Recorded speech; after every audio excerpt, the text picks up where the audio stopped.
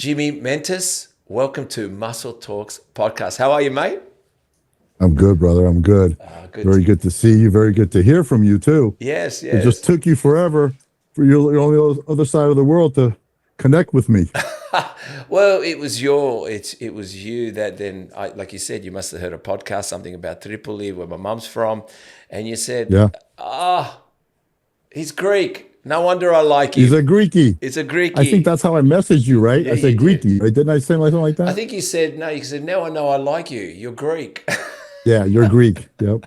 Yeah. Well, I'm going to start off with, and I think I'll let everyone know we're very similar, me and you, because we're first generation. Like I said, your parents with their $20 and their suitcase, same story around the world. Yeah. Went to America. My dad and mum, $20, came to Australia. Like I said, me and you are really, you're 1965, I'm 1969. So we're 4 years apart. Right. So we'd be brothers, definitely. So isn't it amazing how the world works? But isn't it funny how generations just stay strong and the same rules apply? Right. You know? It is because it's the core. The core. The core stays in place. It does. You wrote, one thing people may not know is that many of the lessons I learnt did not come from winning.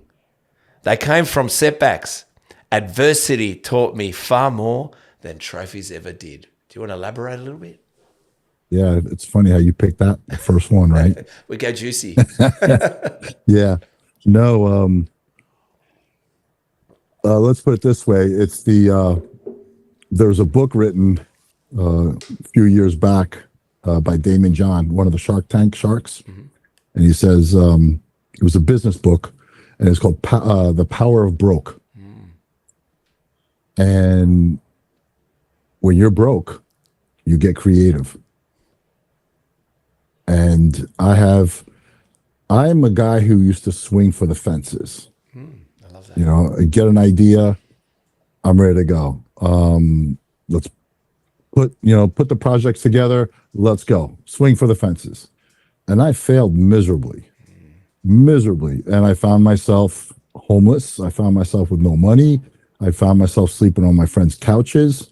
And then I would, get jobs and work and personal training, because I've been personal training my whole life. Now we call it coaching, but personal training, the one-on-one in gyms and stuff. But I have to say that at 60 years old, I still might not know what to do, but I know what not to do. Mm. And because of that, that's where my quote comes from. Mm. It's like I've learned of my losses more than I've learned from my wins, because when you win, sometimes you win because you do what you don't do. Mm. Right? Yeah. Where they say your best defense is offense. So I was always playing offense. And most of the times, sometimes I played defense and I've lost, and I realized I never played defense again. Yeah, I can resonate exactly with what you're saying. What was that time like when, for you, broke? You mentioned homeless, sleeping on couches.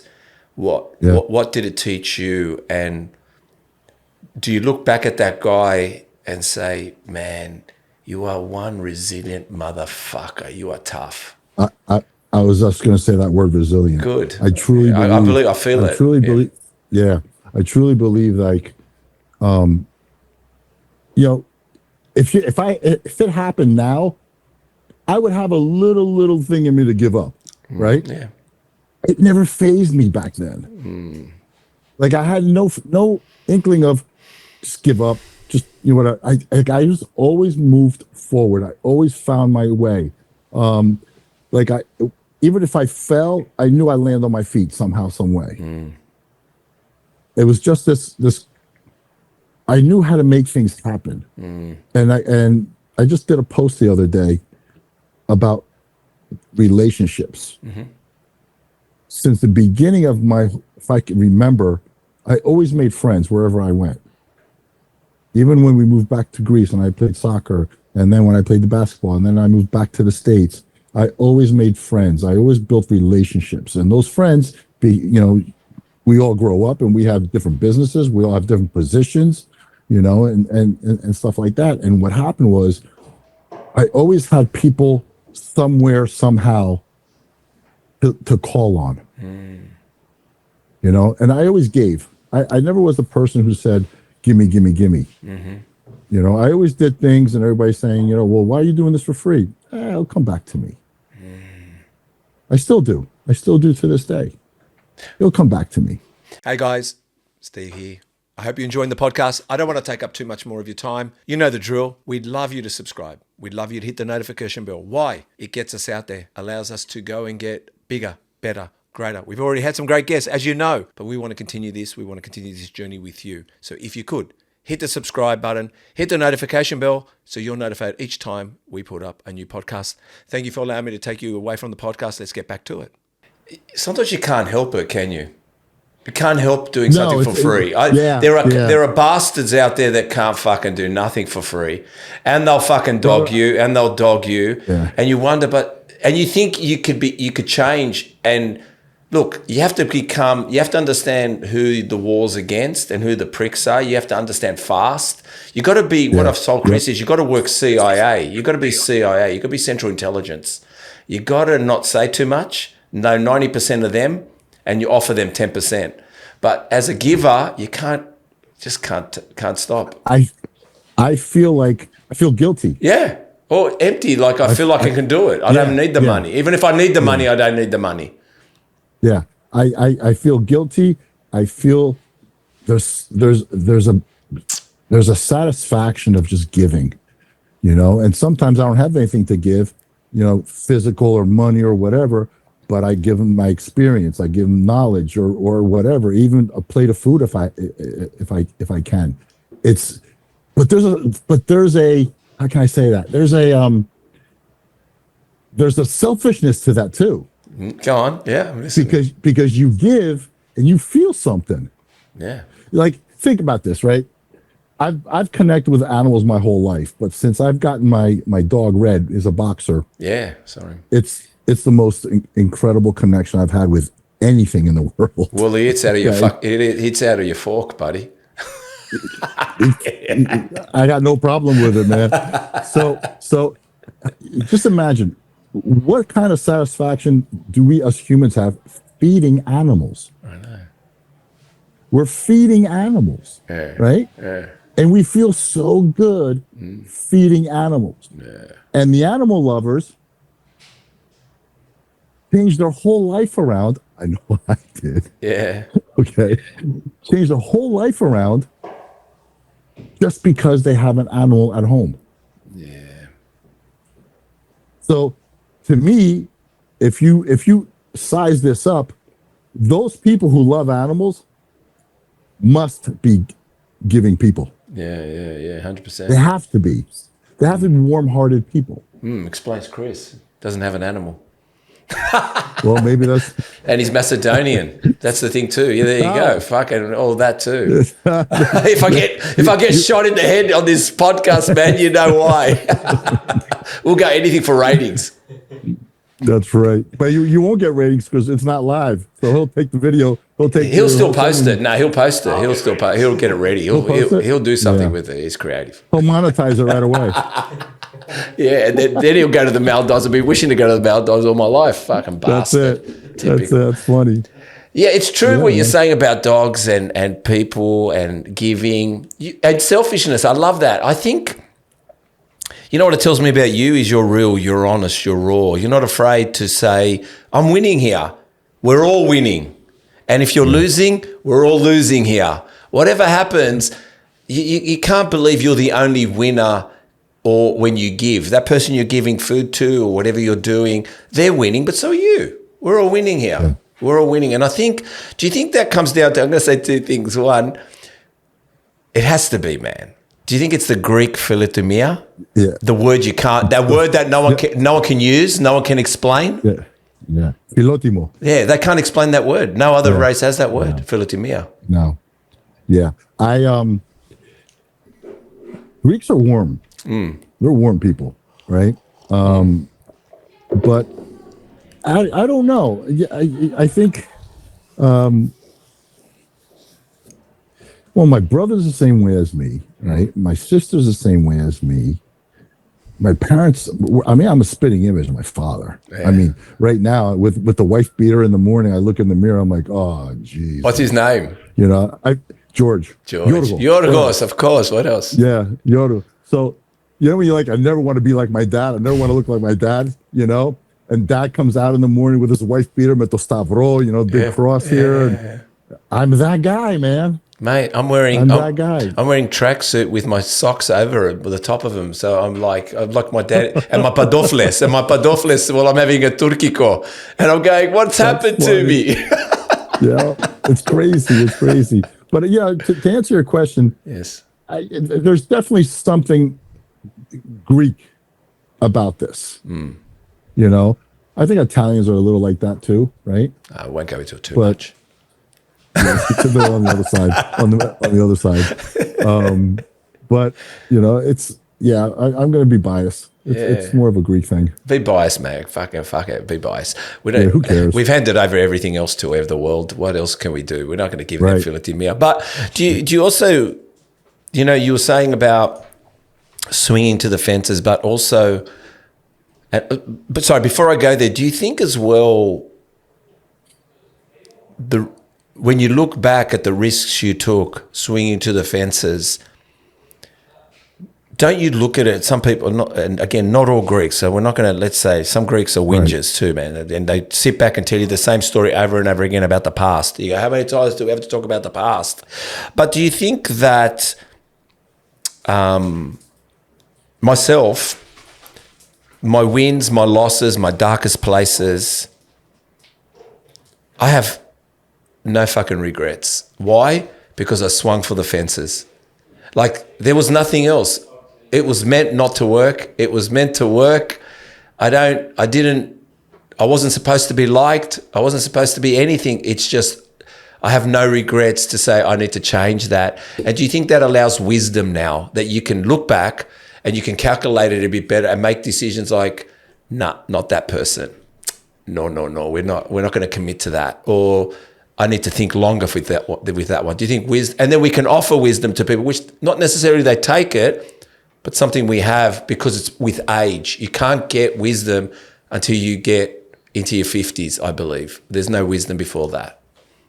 No, it's like going back and listening to my dad's words up to my 30s and 35s. Dad, you know what you're talking about. Dad, you don't know what you're talking about. Dad was right. Baba was right. You know? Yeah. There's definitely, I wouldn't change anything. And I've been through some hard shit. Yeah. Hard shit. You know? I've been on covers of magazines in the newsstands, and I've been on my darkest, deepest moments, and nobody knew.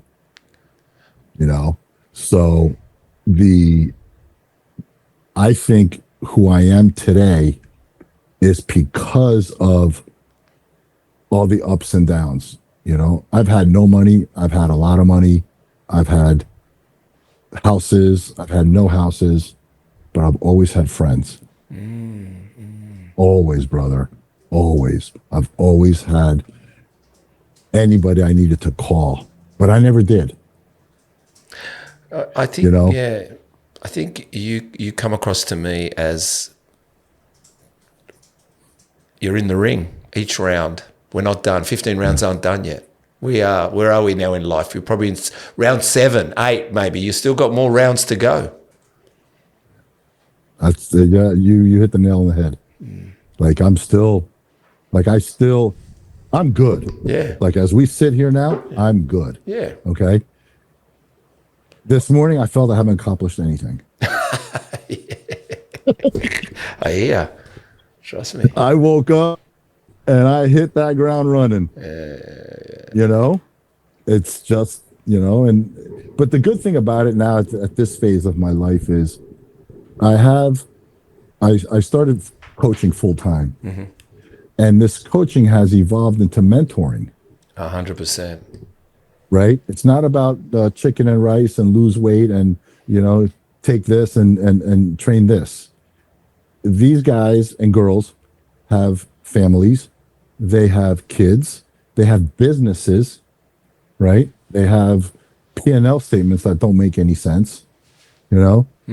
So I've become that mentor all the way around. And it's amazing because here you're starting with, here's 5 meals. Let's see what happens in a week. Send me progress pics by Friday. And 2 weeks from now, right? They're like, hey, Jimmy, I have this opportunity. How do you think I should approach it? Just by, Yeah. And next thing you know, I'm going to their business meetings. That's amazing. As the consultant for free. Well, aren't these amazing coaches, which it seems like you are, and we're talking about, like, does Ronaldo need a coach? I mean, he's better than he's better player than the soccer coach, but he needs a coach. Does Federer, he needs a coach? Whitney Houston had a coach. So what I mean is, coaches, sometimes it's not about that they play the game. What you do is sometimes it's listening to them is enough to get them on the field, to get the person to do the deal. Sometimes it's your job to know where your skills lie. It's not about you lifting the bench press correctly. It's more so, how do you get the person to lift that barbell because of how they're feeling. At this phase, I'm finding myself becoming more of a life coach. Yeah, and you are, and you can be nutrition coach. Yeah, and I never thought that. I can't say I had the experience to be a life coach, but as I'm moving forward and I'm doing this, I see things a lot clearer than I used to. Like if they came to me with a problem, right, and I was 20 years ago with the same problem, I would have approached it different then than I would do now. Yeah. You take a step back, you evaluate, you don't sit on it too much, and like stuff like that. You ask the right questions, and what are the right questions? That takes time. That takes experience to ask the right questions.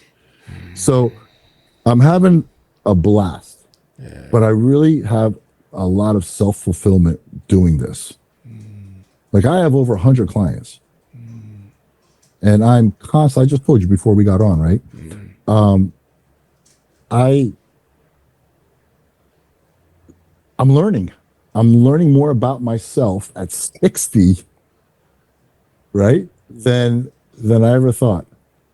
But that is some of the bits and pieces you wrote about yourself here to me when you gave me a breakdown of yourself in relation to coaching, competing, business, entrepreneurship, all that kind of stuff. But, Jimmy, listening to you, I like you, man. I really like you. I appreciate it. It's a shame you're on the other side of the world, man. I've been hanging out. I've been hanging out with you. But the thing is, people, and I was saying this to my guest yesterday. I'm okay with people that have lives, and I'm envious of it sometimes, that they have a 9 to 5. The missus is there. Everyone's 9 to 5. They're paying off their mortgage. They're going on their little tropical holidays, whatever they're doing. Everything's like hunky-dory. Like it's amazing, Yeah. But I don't think I can breathe in that. Hence, that, like yourself, I don't know what the finish line is, what it looks like. And at 57, I'm excited about what's next and what can I do before they start digging that hole, before they put me away. Yes. And for me, you have to, and people like yourself, it's the minority. It's the minority that's like that. And that area can feel very alone. You can feel very alone in that area. So I think you just got to believe I'll always be alone in that area. I'll always be playing that game where I'm not satisfied. I want more. And maybe I'm not complacent, but the one thing I'm going to try with myself too is that I'm not going to, for me, I realize I'm blaming nobody. It's my fault. I keep saying it's my fault. I'm the most miserable bastard in this room. I don't think everyone's miserable here. I'm the most miserable, Right. but I don't give a, understand. yeah, but I said, I don't give a fuck because I'm going to project love if I can, even though I hate some people in this room. I'm going to project love because I'm the miserable bastard, but I'm going for it. And at the end of the day, I also know, and when I look back, tell me, Jimmy, when you bought a house, when you went into a relationship, when you bought that expensive car, tell me that you didn't have anxiety before buying it. You did. You weren't sure. A lot of money. Should I do it? But that's the thing.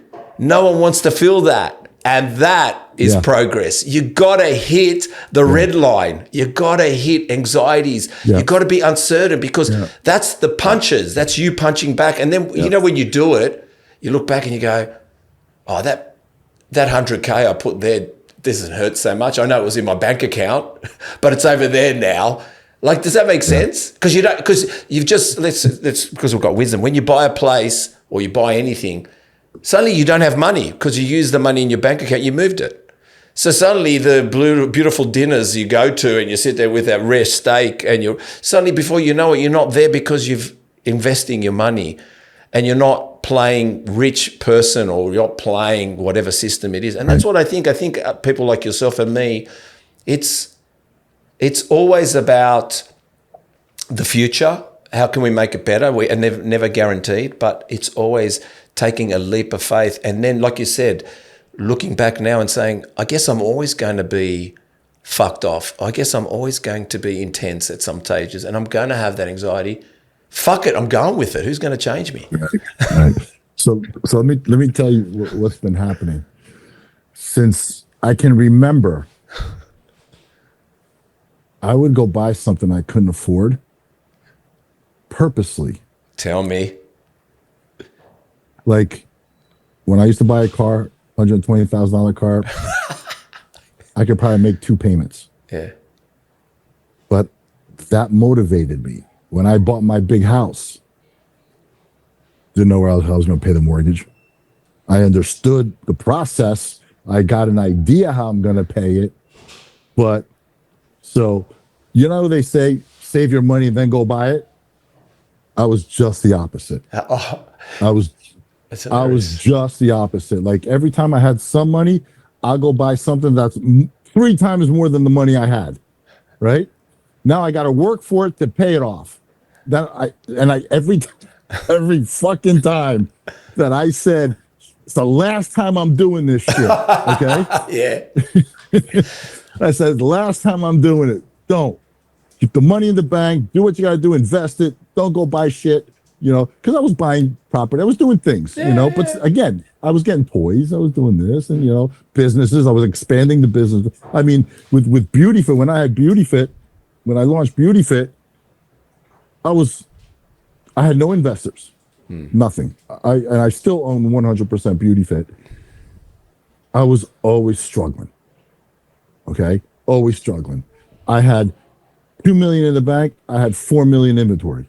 Yeah. Why? Because now I got to sell that inventory to catch up. Like I was always putting myself in a position. Either I wanted to, or I didn't want to. I don't know, but I fed off that. Yeah. And every time I caught up, I'm like, oh my God, this feels so good. And there I go, find myself doing it again. Like right now, I'm launching another brand, right? This whole online coaching, this whole coaching thing, right? I'm launching JM Nutrition, another supplement brand, but really, really high end and for my clients and stuff like that. I don't need to do that. But I'm doing it. Yeah. Hey guys, Nutrition Warehouse, your .1 store for all your supplement needs. Visit in-store here in Australia or New Zealand, or go to nutritionwarehouse.com.au, or for our New Zealanders, go to nutritionwarehouse.co.nz, shop away, and at checkout, why not use discount code MTP15 to get 15% off all your orders. Dude, What's wrong with you? Feed the dog. What are you doing, dude? Just feed the dog. You know? Sit back with the dog. Yeah, I do. I just want to play with my boy, feed him and pick up his poop and feed him again and play with him. That's it. Yeah, but you're just going to go again and again. I can't. My brother-in-law's like you. I'm miserable. My brother-in-law. My brother-in-law's like you. I think he's probably 10 years older than you, but he looks amazing, right? And he's got businesses everywhere. And I said to him one time, I mentioned his name. His name's Claire. I go, Claire, man, I think he bought himself, I don't know, $500,000 car, I think an Aston, whatever he did. And he does all right in business, but he doesn't say much, very filotimo. Sometimes I don't go to dinner with him because he won't let me pay. I say, I ain't going because I can't fucking get he just won't let you, it's done. But the funny thing is, and I said to him, wow, it's a nice car. How do you do it? How do you do this stuff? And he goes, oh, don't ask me how I do it. I just do it. And then I think to myself, how do I keep it? Yeah. He goes, I just keep it. I just work to keep it. I don't work to get it. Yeah. He goes, I just work to keep it. And when you're the second person that said the same kind of philosophy, I don't know if I'm delusional, thinking like that, or am I smart? I don't know if I don't know. And I keep doing it. Yeah. I keep doing it. Well, I've got a few bikes in my garage, and I've got a few cars, but I had more cars. And if you looked at it carefully, you'd go, this guy's a nutcase. Like, you're delusional, like, with the amount of motorcycles and the cars. And the funniest thing was, lately I thought, look, I'm gonna scale down. I'm gonna scale down and sell a few. And the funniest thing was, because I had bought, and this is, like I said, this is what bodybuilding is about. Us, who are we as bodybuilders? Let the people know that what we live like. Not that we just hit barbells and we lift and do flies. Right. So this is why I'm saying this podcast is a bit different, because maybe someone's going to associate with you. Maybe a client will listen to this, or someone will listen and say, I want this guy to coach me. I need someone. So the thing is, and I was telling Chris, I sold a few, and then I realized, and everything I buy is asset driven. So in other words, it's not I don't buy brand new. I've never bought brand new. I don't buy brand new cars, brand new bikes. I buy numbered bikes. I buy period bikes, meaning type of thing. And I sold, like, I'll give you, I sold a 944 Porsche. They're the 1980s. Yep. A 944 Porsche, and Evos, Mitsubishi Evos and WRX, all this kind of stuff. But the funniest thing was, even if I made money or I didn't, it was a great saving plan. Because I would have blown it on something else, maybe gone on holidays, or I've blown it on food, or blown it on just shit. But because I locked it into assets, so even when I walk in my garage, I'm happy because I look at all these race bikes and Harley Davidsons, and when I look at my driveway and I've got, like I said, a 944 Porsche, which I couldn't afford when I was 20, but it's there. It's red with the beige interior and the black rims, the true 944. That's a classic. That's a classic. That. That's a classic. That's a classic, bro. And, you're looking at it. And even I said to Chris, I paid too much for that. But when I sold it, maybe I lost a couple of grand on it. But people lose half their car on it. People buy $50,000 cars and they're selling it for 10 grand later. What I'm trying to say to you is, sometimes that's, again, I was going to say, there's stories, and I don't think, and that's what you are, I am. We're hoping, whether we're going to be a miserable old bastard, whether we're going to be happy or not, I think we're going to have a good story. I think we need a good story, even the dark days. Well, the thing is, it has to end up as a good story. It does. Money doesn't go with you. We keep evolving. Yes. We keep evolving. The only thing that, if you asked me, and it's a very, very deep question, you're like, okay, would you go back and bodybuild again? Well, would you go back and bodybuild again? Hold on, let me get a drink here. Yeah. If I would ever bodybuild again, so let me. I actually thought about that myself, right? Because I haven't regretted anything, and I haven't regretted my bodybuilding career. I haven't done anything, but a little kid in the gym, 22 years old. Not little, but you know what I mean. Yeah. Said to me, hey, Jimmy, if you could you go back and do this all over again? I said, Chris, for me to be here talking to you again the same way, I would. But I never knew what I was going to put myself through to be here sitting with you today. Now that I know what I'm going to put myself through, I don't know. See, with bodybuilding, true bodybuilding, true bodybuilding, it's a process. You get deeper and deeper and deeper. And back then, if you're knee deep, you can't go back. See, back then, we didn't have any money. So we had to fulfill this task, this dream that we had. So when you're,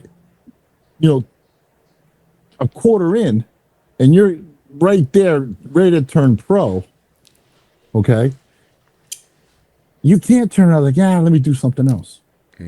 Because you wasted all these years trying to get here. And you're like, okay, one more year, then one more year, then one more year. And before you know, it's 35 years. You see, that's the thing. Like, if I knew I would go through all this again, I don't know if I can handle it. Because to me, it was the unknown, right? You wake up in the morning, what's the day have in store for me? And I faced it and I went. But now going back, I know, right? Yeah. It's funny. And you're right, real bodybuilding. And you know what? Like I said, I even wonder why I have a bodybuilding podcast. But then again, you know why we're having conversations like this, because it's more about who the people are, not so much about, the secrets of bodybuilding. For me, Jimmy, I love bodybuilding as much as you do. I'm telling you. But for different reasons. I mean, when I say for different reasons, you did compete. I never competed. And I took my first cycle at 49, but regimented like you, diets, lifting weights, going there. And it wasn't about being natty or wanting to be natty or fucking proud to be natty or not even competing. I just had other interests. I was business. Yeah. I was career driven. I was different driven. But everything I did, I wanted bodybuilding to come with me. But I didn't want bodybuilding to take over my life, because I knew bodybuilding did that. Like, sometimes when I got a business, I had a juice bar. I had a health food juice bar, salads. Mate, I did protein shakes in the city or Sydney back in 2000, early 2000s, and I used to throw an egg in there. Everyone goes, what the fuck? I had a lineup of people understanding, this guy does a protein shake. Which protein place you go to throws an egg in there? I would throw eggs in there because that's what I knew. I did it at home. I threw an egg in my protein shake. Right. So people would go, fuck, this guy throws eggs in his protein shake, And there was times when for 3 years I couldn't train because I had to focus on my business because my business engulfed me. But as soon as I got a break, where do you think I went? Straight to the gym. To the gym. And I was waxing fucking solariums. I loved the whole bodybuilding. I think maybe for me, and like you said, I would change nothing. Maybe I would compete because I didn't believe in myself at 20 that I had a physique to compete with, and I would, and I think I do now when I looking back and seeing, because everyone looked like, I guess maybe they were geared up to. I don't know what it was. It was just me, maybe not wanting to be judged. And I think I might do one show. I might do a master's show just to. I think you should. I think I will, because I tell you now, but I ain't going in to participate. I'm going in to fucking win. So I've been planning this for over 2.5 years. My diet is like tweaking. Like I'm literally, I'll be stage ready before I need the stage. Then I'll pick the stage I want. That's a good thing. Yeah, that's okay. Yeah, well, that's the thing. I don't want to say, I'm going for this comp. I'll be comp ready. Then I'll pick something, and then I'll somehow dial myself in accordingly for that show. But the thing is, And if I did do it, I'll do 2 shows. I'll do a natty and a geared up show. I've got to find out for both. So I'll do one natty masters, and then I'm going to give myself to the fucking brim. I'm going to jump on it, and then we're going to see what that looks like. So I'm going to do 2. That's it. Yeah. But that's what I mean. Like, I think with you, I get what you're trying to say. And forgive me to everybody out there, everything's 5%. 5% of the NFL players make a lot of the money. 5% of the soccer players make a lot of the money. 5% of bodybuilders make a lot of the money. Like, sport is hard. Like, you got to be imaginative. You got to have a personality, which you do. And even myself right now, trust me, for people to know, I ain't doing Muscle Talks podcast for kicks and giggles. And I'm thinking, how do I make this a fucking business? So for me, it's like, we've been 3 years in. It's kind of like, yeah, this is not hobby. Hobby's riding motorcycles, taking my dogs for walks. That's my hobbies, And the gym to me is a it's a hobby. But like I said, I understand what you mean by that, and people should realize that it can be engulfing. I reckon you would never have changed things. Maybe like I said, the seriousness of what it takes. I think I knew that. I think I knew it took the discipline you took on. The motivational side you took on, and also from diets, chemical, you name it, everything, the sacrifice you took on. But I think for me, I'll be honest with you, besides all bodybuilders, and I don't know why no one says it out loud like I do, I personally wanted to get the chicks. I had vanity. I wanted to look good. I had ego.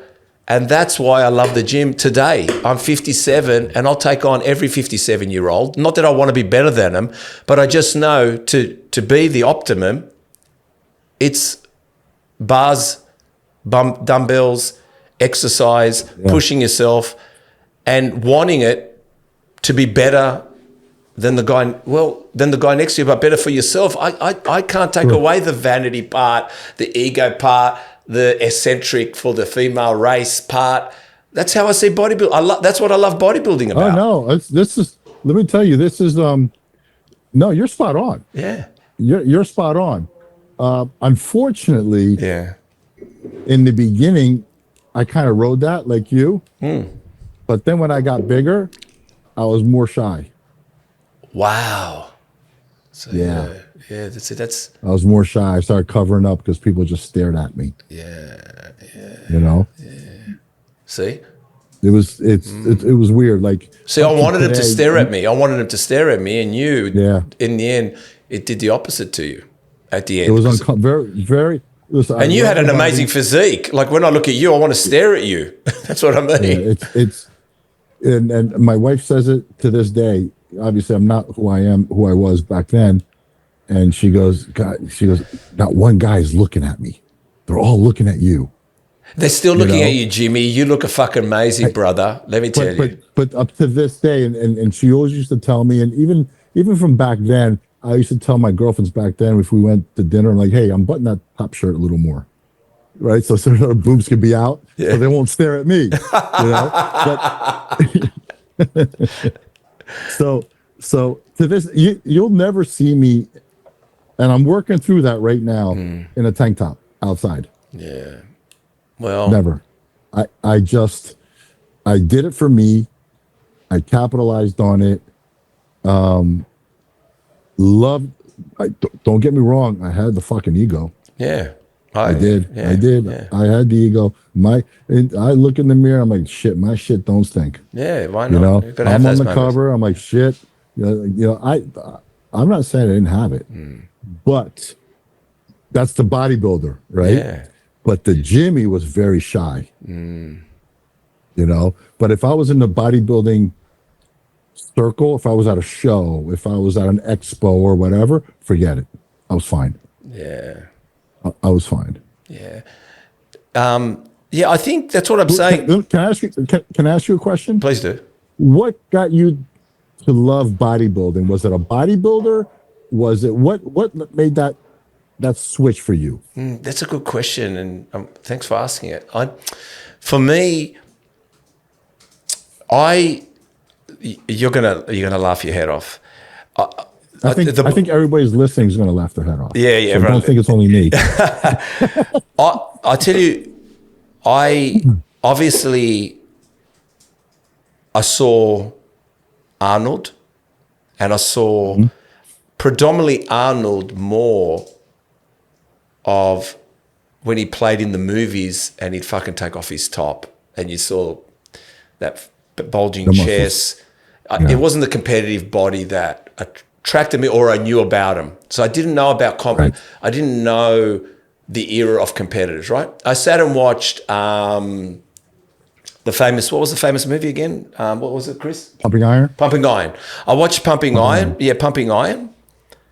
And I was fascinated by Arnold's attitude towards Lou Ferrigno and the whole chemistry of everyone in there. So it kind of reminded me of what my gym was like. But, it's by accident. I would be in the garage. I went and bought a gym set that was actually made out of iron and steel. And I'd be doing curls in the garage, not having no fucking idea about bodybuilding, just picking it up. But I think there was a fat kid that I had to take on, which was me. I think there was a fat kid that he was only fat in his early years, say before turning teenager, but he never, that kid before teenager still hangs around with me. That fat kid comes along for the whole ride. So, and then by accident, always by accident, I joined the gym, and I guess it was a place to prove myself, prove a little bit of toughness. Because back then in the gym, there were bros. We didn't have doctors in there, lawyers in there. No one was educated in there. No one could count to 10 in there, really, at the gym. You were either a doorman at strip clubs or at clubs, and that was bodybuilding, or you were a tradie. That was it. And it was... Everybody... Sorry, go on. Everybody trained early because at 11 o'clock they had to be in the clubs. Yeah, 100%. And we didn't have 20... Same thing in Greece, even here. Yeah, and back then the gym shut at 9, and you still raced at 8:30 to do a half an hour fucking quick workout. It was a bit. I think the gym was just, for me, like I said, it was a gymnasium. It wasn't taking away from going out, having good times, or doing stuff. But I think the image for me, bodybuilding was, which I do kind of have, was, well, maybe a bit questionable, but some things are apparent, was the body. And like I said, no one told me to go get waxed. I was waxing at the age of 20 years old. I was lean as at 20 years old. And it was just by accident, by myself thinking about it, dreaming about it, not even magazines, read nothing. But then I saw Dorian Yates. It was kind of like the Lou Ferrigno, Dorian Yates era. So I got caught up in the Dorian Yates and the Flex Wheelers. I started watching them. Sorry, it's a bit long-winded, but what I want to go back to is... I love it. But on my wall was a bodybuilder, but he was sitting on a Harley with a beautiful blonde or brunette on the back. And that was my picture all the time. That was bodybuilding to me. It was a lifestyle. Sorry? Who was riding the bike? I don't know. It wasn't, like, I can't tell you. I can tell you the picture. It was a Softail, 1991 Fat Boy Softail. Was it Ralph Moeller? Maybe. Yeah, maybe. I don't know. I have to look it up. But he had a poster back then that people loved. The guys loved it. Yeah. So I think that photo was the bit that, and I think with bodybuilding, which is different today, it made you be able to be tough, be able to fight. You had to have an intimidating look about yourself sometimes just to fucking get through life. And it just had to push people away. I think I also used it as not that I intimidated people, not that I was a great fighter. It was more so to be in the game of masculinity. I just thought, well, this is masculinity, even though I was waxed and wearing fluoro shorts at times. But I liked the attention. So I think that was more bodybuilding to me. But yes, on the weekend, just this weekend, I was on one of my Harleys, maybe not looking like that guy exactly, but with my blonde girlfriend on the back riding around. So I guess, you know, You definitely felt like it. yeah, but I've got a better bike that I can ride, but I've got it unregistered at the moment. I've got a true 91 Fat Boy, and I've had it for 30 years. Mind you, I've had it for 30 years. So that's what I mean. So I guess bodybuilding to me was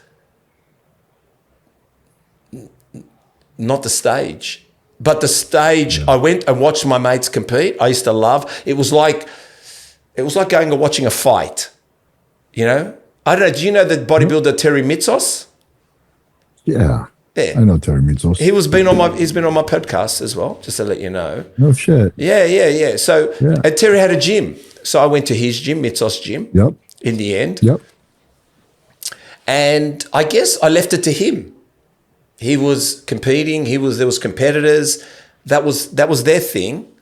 But I still rocked up jacked, not maybe jacked on the juice, but by bulk season, which was wintertime, you know, rock up. I'm there with my chicken and rice, watching the guys compete and enjoying life. You enjoyed that lifestyle. You enjoyed that whole grind. I loved it. Lifestyle grind. I still do. Yeah. I still do. Yeah. There's a lot of people that I know that don't want to compete, but they'll grind like that. Yeah, that's what I'm saying. They love it. I think it's a personal thing. I think it's do you love your own company? I only do love. I don't do like. Yeah. Do you like? Can you just hang out by yourself? Yeah. I can do myself. Yeah, I can do myself. Yeah. That has a lot to do with a lot of bodybuilders. They can be alone, and they can live alone. They're loners. Yeah, a lot of bodybuilders that I know throughout the years are just loners. I'm a loner. I don't even know how I got married. Well, or ever had a relationship or a successful relationship. I can live alone. Well, I was married for 22 years, or together with 22 years, probably 8.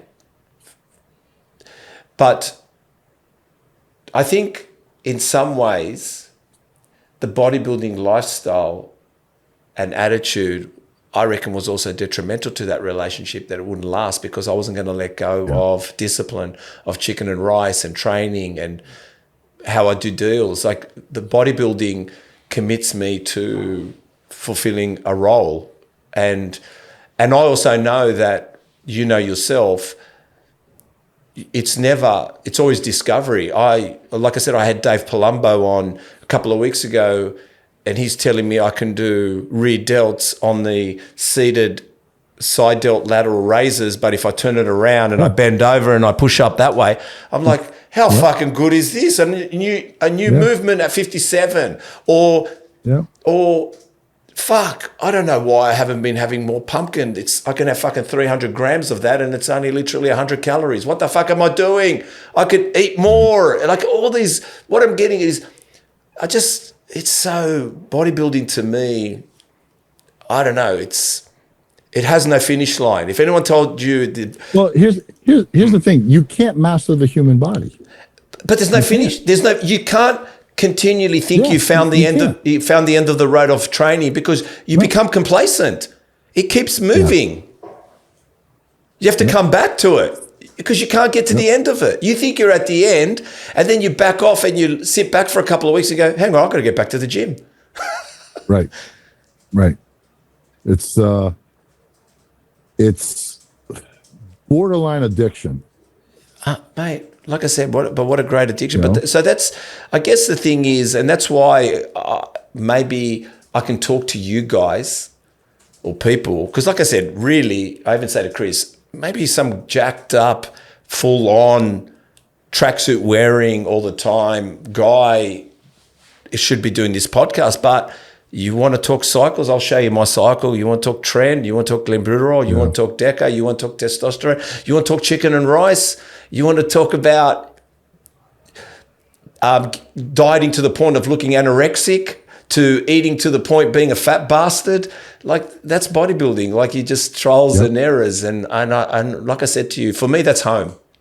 Like, if I'm lost and it's just me and the dogs, because I've got dogs, I just go to the gym if I don't know where I'm going today, mate, I'll just go to the gym and see you up. Then I'm ready for my long black after it, or I'm ready for a nice feed after it. Now I'm happy.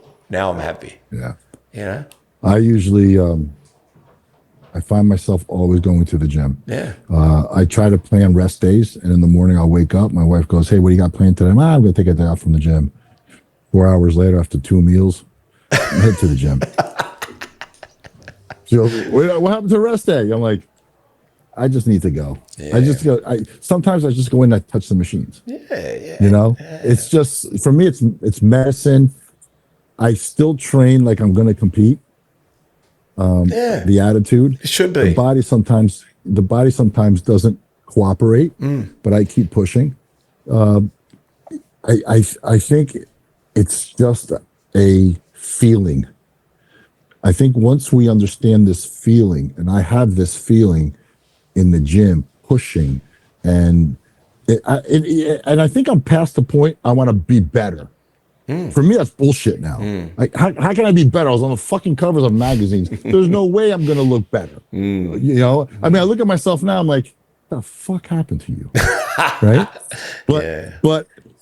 But, so when I go in, it's like, it's just my sanity. I don't know what it is. Zen.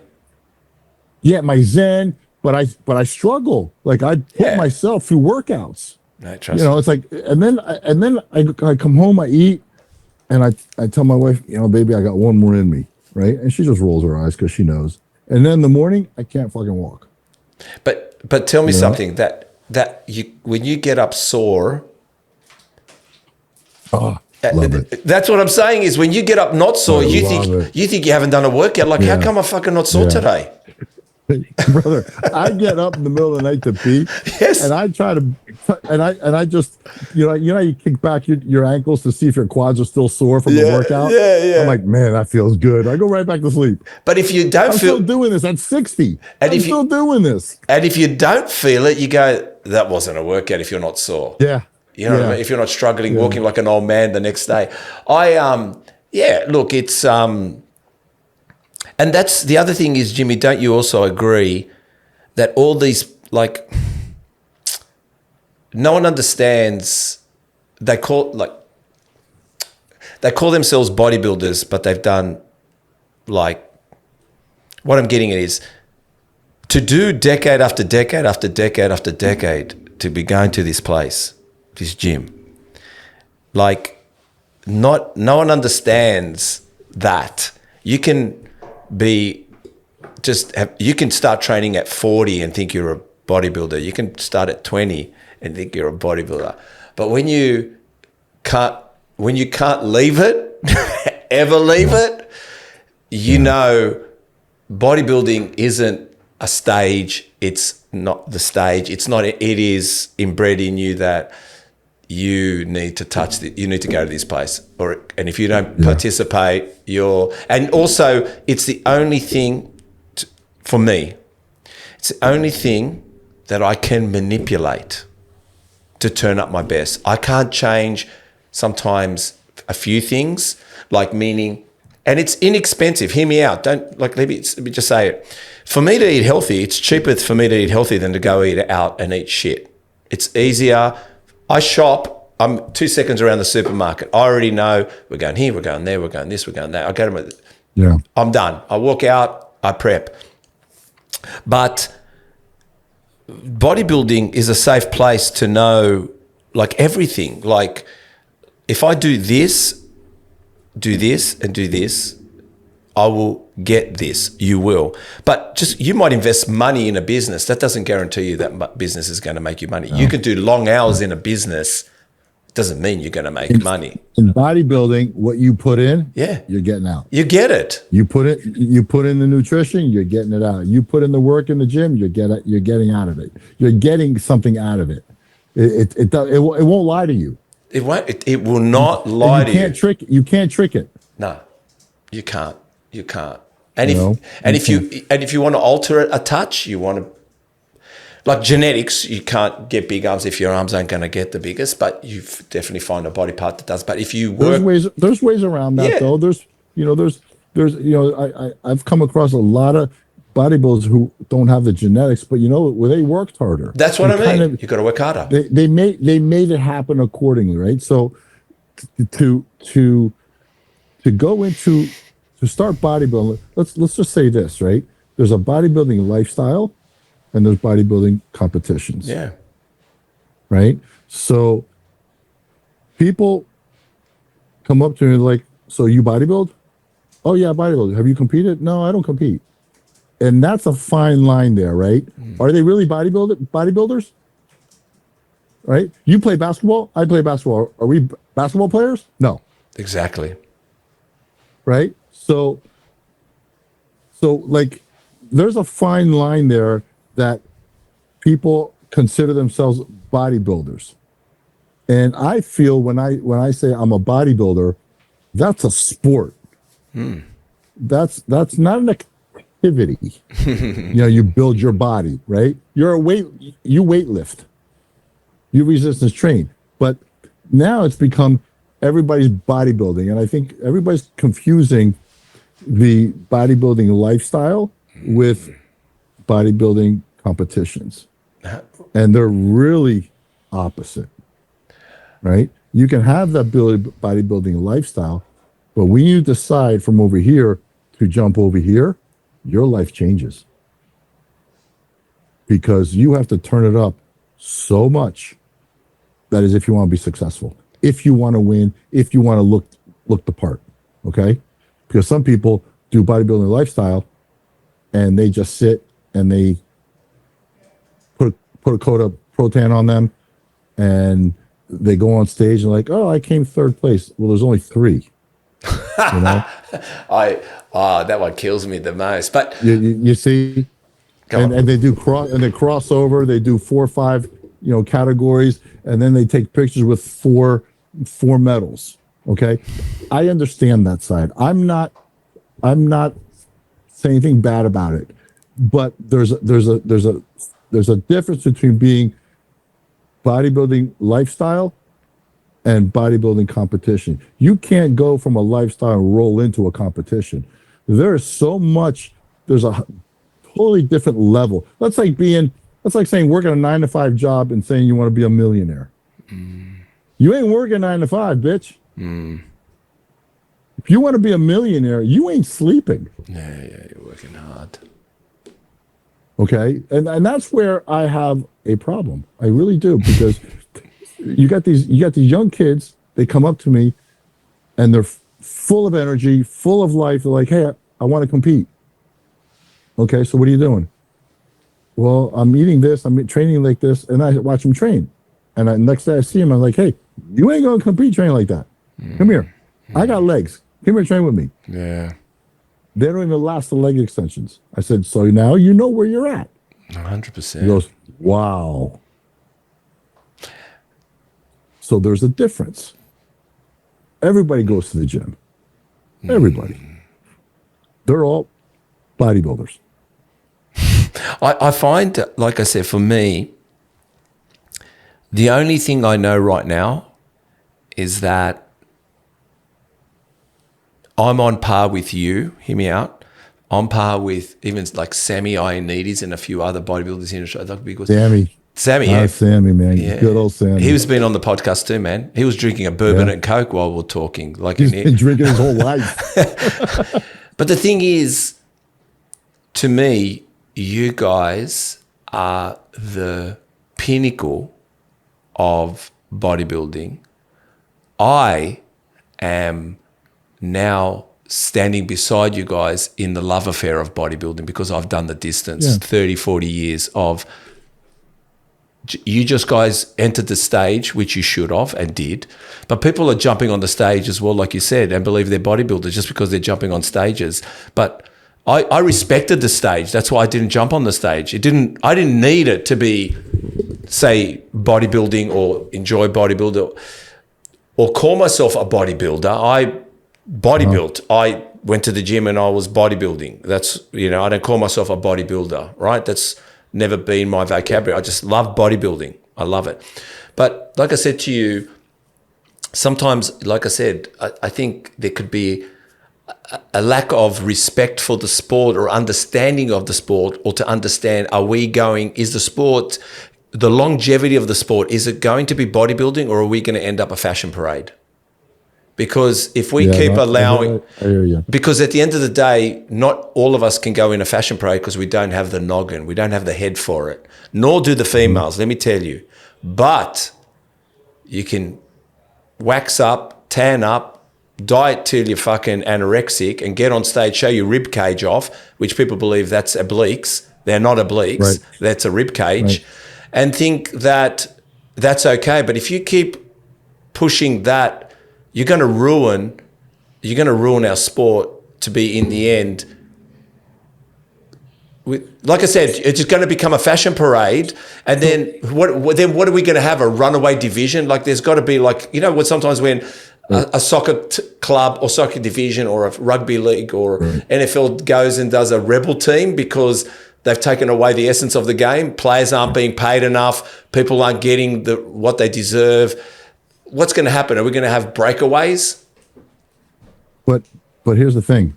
And it's a business, I know. Other thing, as it's a business as well. Hold on. I don't fault the people who want to compete. That's Kudos to them. Yeah. I agree. I agree. That's not their fault. They got the balls to do it. Go for it. I applaud that as well. I do applaud it. Right. Because I have seen monsters, my friend. Monsters. And I'm like, hey, when's the last time you did a show? Oh, I never competed. What? Yeah. So it takes courage. It takes courage. I just left to train. He goes, I can't be on stage. Right? And then you got people who have the courage, which I applaud. I got no problem. Sometimes that's better. Sometimes that's better. Sometimes I see people on stage, I'm like, yeah. God, you gotta love them. You gotta love them. I'm looking at them like, you gotta love them. That's all you got to do. Right? I agree with you. It's the system. The system, but you have to be careful. I mean, think about it. The NPC has given out thousands of pro cards. Yeah. Right? I remember that back then, a title was very, very valuable. Mr. USA, Nationals champion, Mr. Australia, Mr. Germany, and so on, right? You know what it all is now? Pro card. Was the last time? I don't even know who won the USA's. I don't even know who won the Nationals. I don't even know who won the North Americans. But I know 45 people got a pro card. You see what? Like, that whole business shifted. It shifted. It went from entertainment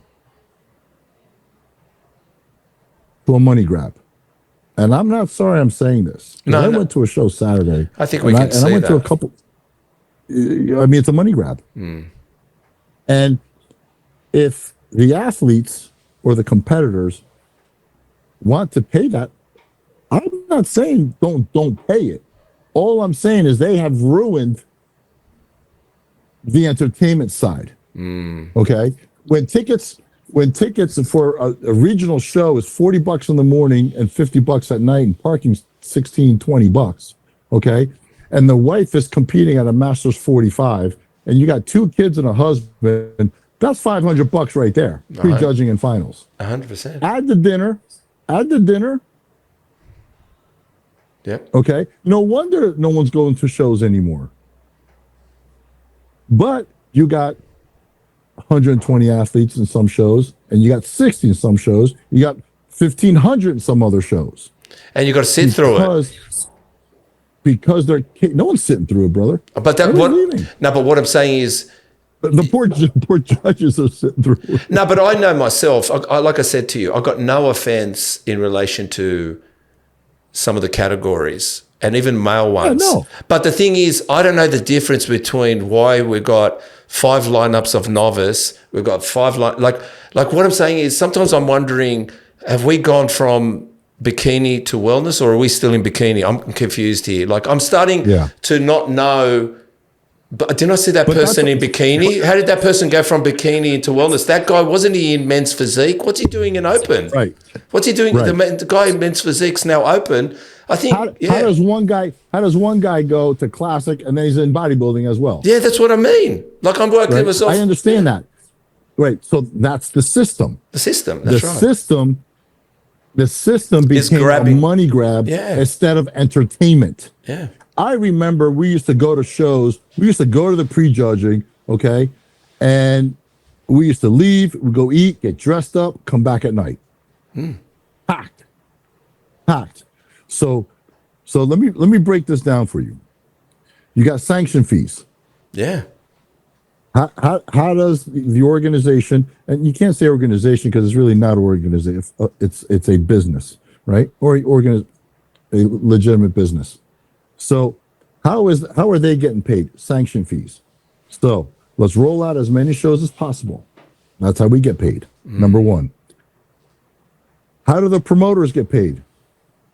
Athletes, sponsors, right? Yeah. So if I'm a promoter of one show and I want to do 3 more shows, why is the organization telling me no when I'm promoting, when I'm giving them the sanction fee and everything else is on my dime? Right? Yeah. So now I'm the promoter. I have 4 shows. I'm watering down all the competitors because if I had 2, I would have taken all those competitors into 2 shows, create a nice prejudging and finals, not some kind of a let me slap this thing together. Okay, you got shows lasting an hour and a half, 2 hours, and the competitors are having a blast because they don't know, because they're new. They're new at this, but no one from the old school is talking. Yeah. You know, and is it going to change things? No, absolutely not. Is it going to change things what I'm saying? Absolutely not. It's just sad and disgusting, to be honest with you, to see how they shifted. So you got when there was a show in one state, there was not another show in the same state. Now you got 4 or 5 shows in the state. You got one show 3 hours away from each other. They don't care because it's on the promoter side, and the promoter takes the risk. So when an athlete says, I'm going to compete in 4 categories, that's $100, $150 each category. But why? So they're paying, why would you allow that? That's what I'm saying is. Because here's the thing. Because they want to compete. You can't take that away from them. I get it. It's not the competitor's fault. They're on stage enjoying themselves. They're enjoying themselves. So it's one fucking cycle. The competitors won't say no, right? They're enjoying themselves. Right. They've got courage. But the thing is, the drop off. There's a 50% drop off. But also, you know, that's why the Masters, I don't mean to interrupt you. No. That's why Masters has really picked up big time. I could probably say Masters is probably 40 to 50% of the income now. Well, like I said, it's intrigued me, the Masters, but I still look at it like you got to be worthy to be on that stage, and you got to feel the same way and do the same disciplines and turn up to put on a show for everybody, including yourself. I think you turn up to wow the crowd the best you can, and the judges. I don't think I turn up to pay a fucking fee just because I want to get oiled up and put on some jocks, and I can't do that. I mean, but unfortunately, that's what it is. Yeah. It's a weight loss. That's what I'm saying. It's a weight loss. It's a weight loss show. It's a weight loss. It is. It's a transformation show. Yeah. It's a transformation. Yeah. It's the biggest loser. But the thing is, but like you were saying, but tell me this, which I didn't know, and I listened to Sam Ioannidis. I heard Terry. I heard also, what's the guy from Perth, Chris? He's a fiery. Justin Wessels, and and a few others from America too. Not many, but from America. But many loved and exhausted the amateur league. They didn't want a pro card yet because it was a ticket to oblivion, nothing. Like the guys that were pros were too big.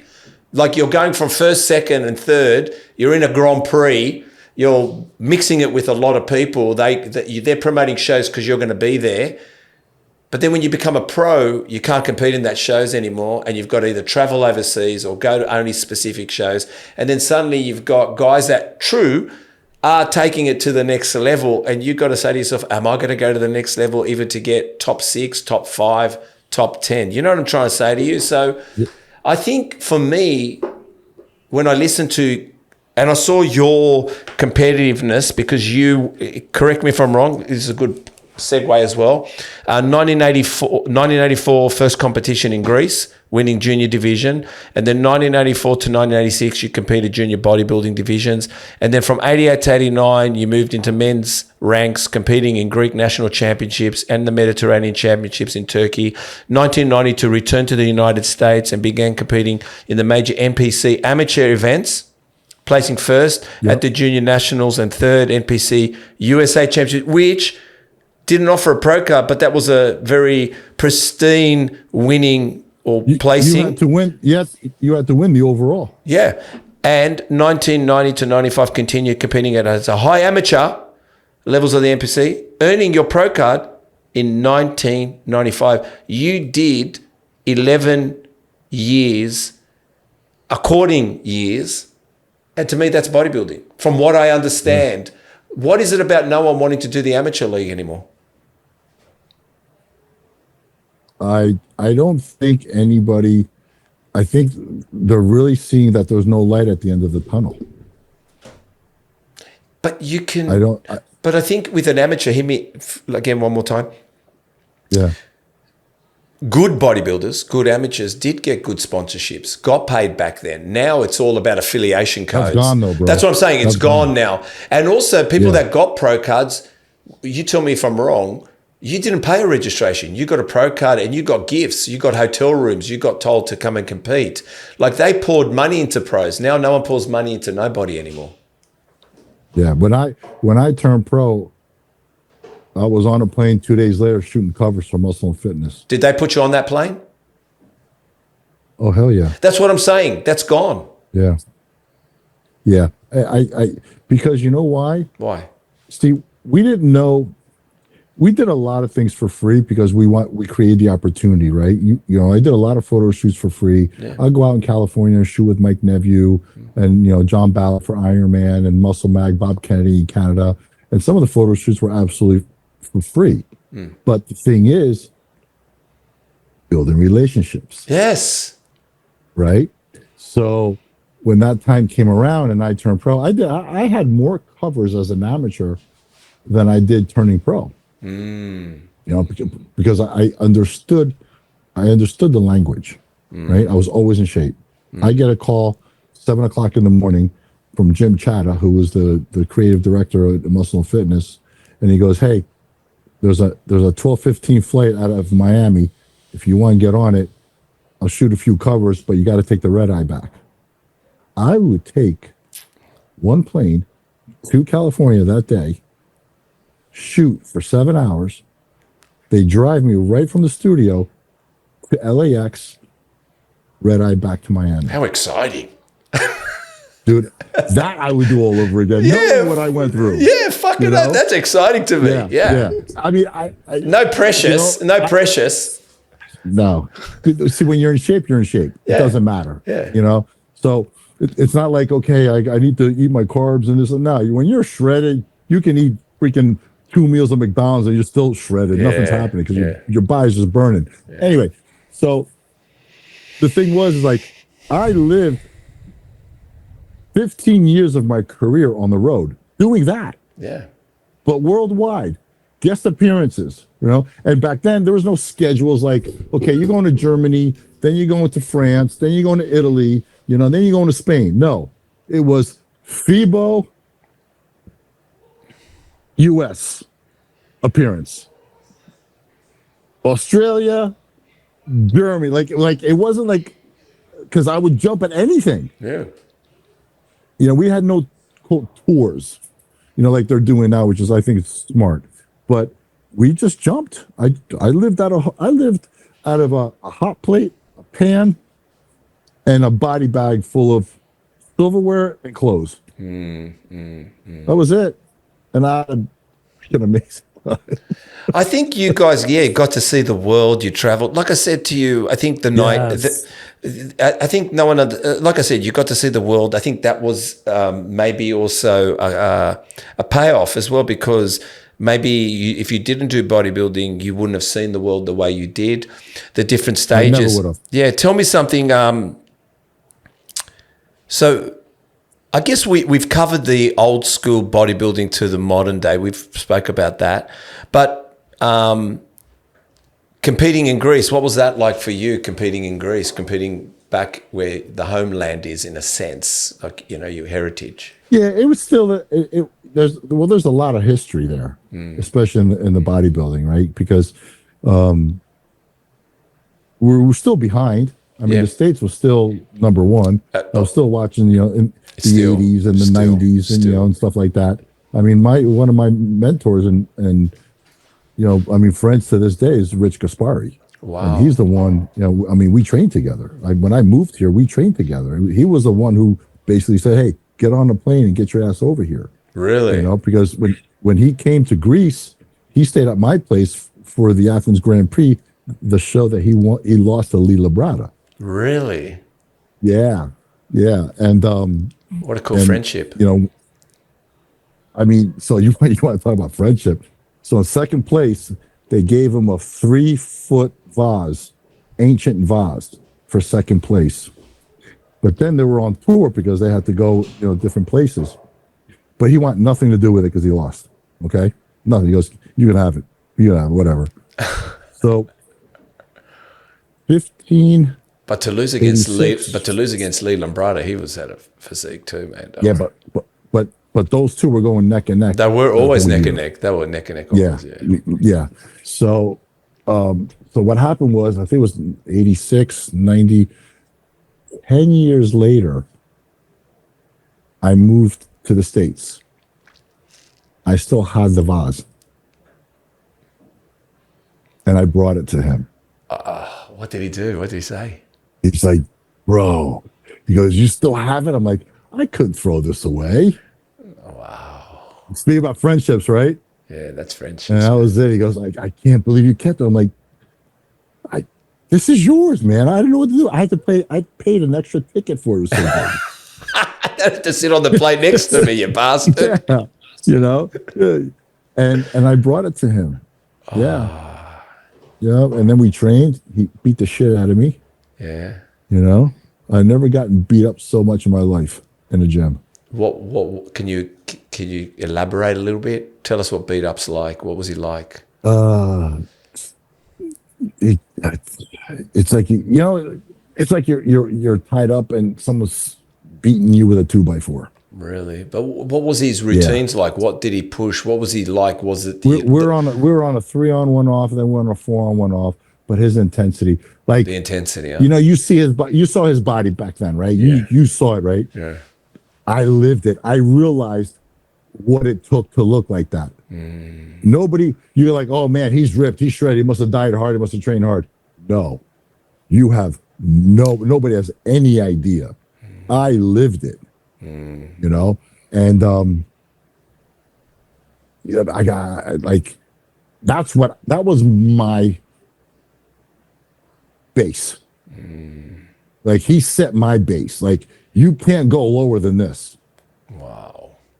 So when I moved down to Florida, people see me in the gym like, what the fuck are you doing?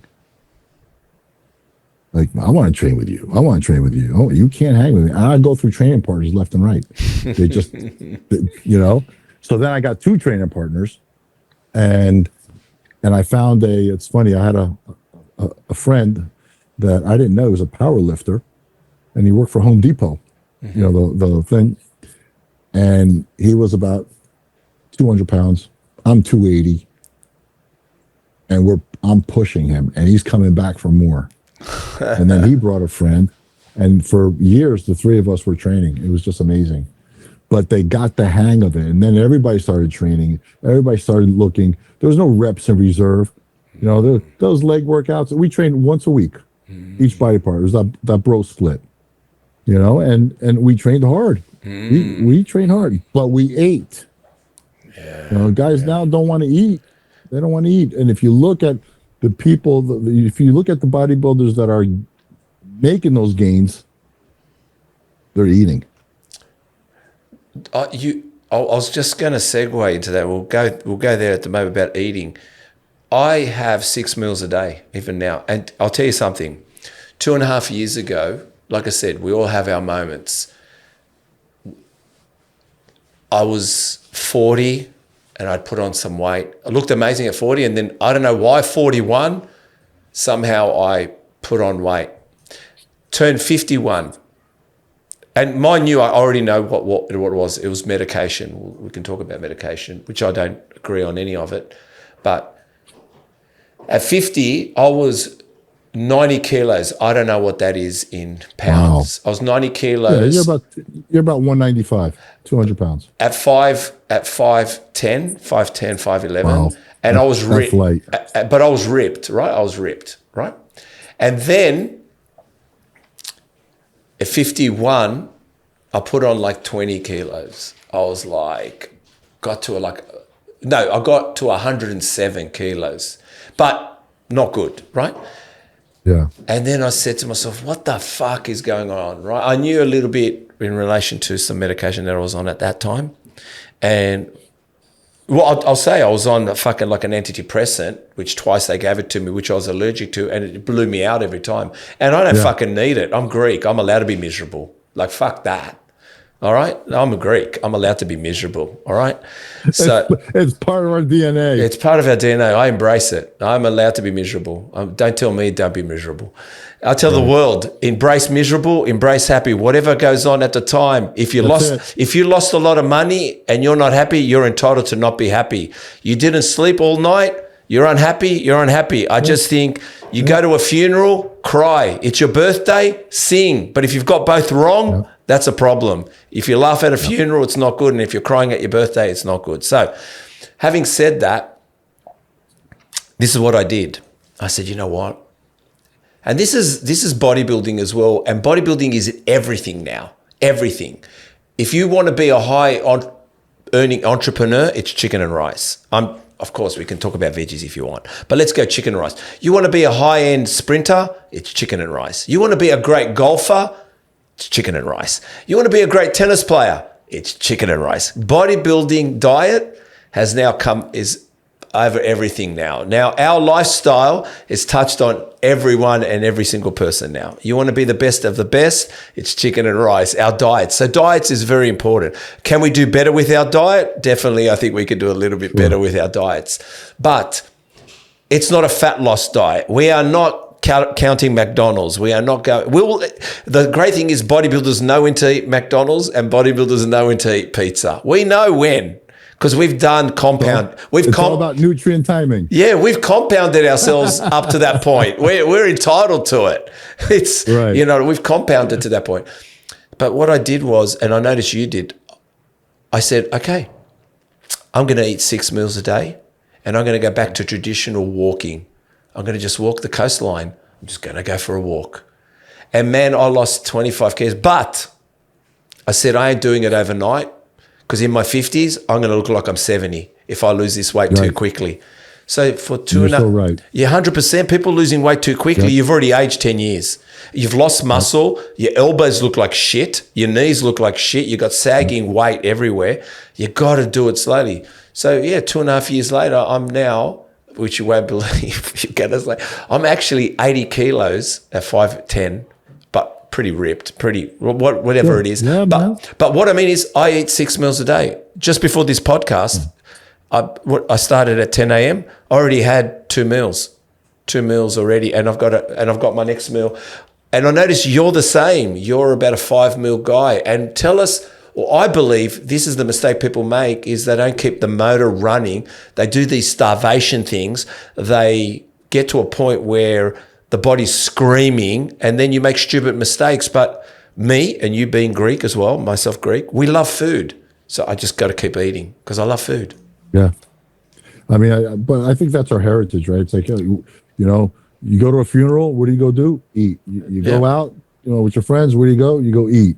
Yeah. You know, it's everything. You know, you feel happy, you eat. You feel sad, you eat. Yeah. You know, it's the way you visit someone, you eat. Right. They visit you eat. Right. It's the way it is. Yeah. The food thing, I came to a point that I had to eat so much that I couldn't do it anymore. Like literally force feeding. Yeah, I never got to that point. What's your point? Once I reached the 270s and up, you know, I mean, I went up to 325. Whoa. You know, yeah. Is that mass monster days then? Yeah. Yeah, in the 90s. Yeah, the 90s mass monster. I went up to 325 and I competed at 295 at the Arnold. So wow, you weren't far off from Dave Palumbo's 300. Yeah, I knew Dave back then when he was 300. Yeah. You know, Dave and I, he was at Venice a few times when I lived out in California, you know, back then for a little while. Yeah. You know, I remember his hamstring used to hang like a sack of potatoes. Wow. We were on the recumbent bike. Wow. I'll never forget. I look over and I see like a freaking hamstring hanging like a sack of potatoes hanging from the bike. Wow. I'm like, dude, pick that thing up. Yeah. You know? Yeah. But there was a lot of food. Yeah. A lot of food. You know, I eat the 5 meals. Every meal for me is about 500 to 600 calories. But I slide in more food, you know, and sometimes I don't. It's just sometimes I'm consistent. Don't get me wrong, but I don't think I'm eating enough food. Now? You're not eating enough food now? Yeah. Yeah, I don't think I'm eating enough food. I'm doing about 3,500 calories. You know, I'm still 250. How tall are you? I'm 6'1". Yeah, you're tall. You know, so when I was getting ready for the Masters in Tokyo, I was going to do a run for it. I was expected to get the invite. I heard. Yeah, there's talk about you doing Masters, from what I hear. Yeah, I was up to 280, and I felt great. I looked really good. Good, yeah. But I was eating. I went back to that mode. You know, and I you know, obviously I didn't do it, so I dropped the weight. You know, and I'm a 250 guy. You know, when you drop, you ever meet people like they just whatever they do, they can't go below a number. Yep. That's me. That 250 for me is my thing. That's my number. I think you discover that in bodybuilding as well, that there's a point where you feel full, good in your jeans, good in your clothes. You feel like you're a great lover. You whatever sports you do, driving your car, whatever you're doing, there's a weight that just feels comfortable. And when you go below it, you feel like the wind's going to blow you over. You feel like some kind of wimp. Yeah. You know what I mean? Yeah.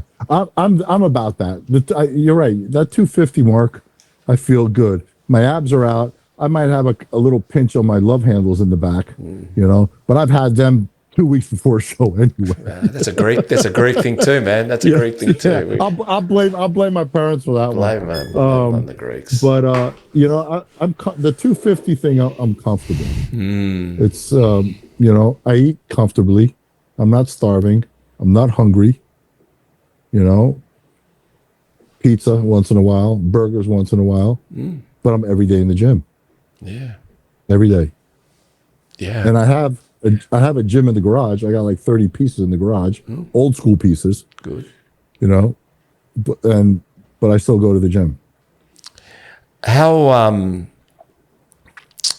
what's your training like? You say you still push. You can't help yourself. Yeah, man. Yeah, no. Like today I did legs. Yeah. And I'm already feeling it. That's why you see me going rocking back and forth. Yeah. Trying to make some room here for my legs. I won't cramp up. How important are legs, eh? Like how people don't underestimate that. Yeah. If you're going to double down and wondering how does the rest of your body grow, it's by hammering the legs. Hammer your legs and the rest will catch up. Yeah. I've always had, to this day, I always have anxiety the day before or going to the gym on leg day. It's so stupid. It's so stupid. I actually, You know? there was a point where I loved it. Have you ever got to the point where the ecstasy of pain in that area is just like, Dude, I love. What are you kidding me? I love it. If I don't if I don't go down deep in that rabbit hole in a set, it's a waste of set. What's this fucking thing with reps and reserve? What is that? You know, and if my legs don't burn, my quads don't burn on an extension or anything that I'm doing, and I don't go in that rabbit hole, I just wasted a whole set. And tell me, when you've taken time away from the gym, you've taken some time away, whatever, a week, maybe 2, whatever, or it's a Monday. What's the exercise you hit first? I don't know what you're talking about. Huh? Oh, you don't know that.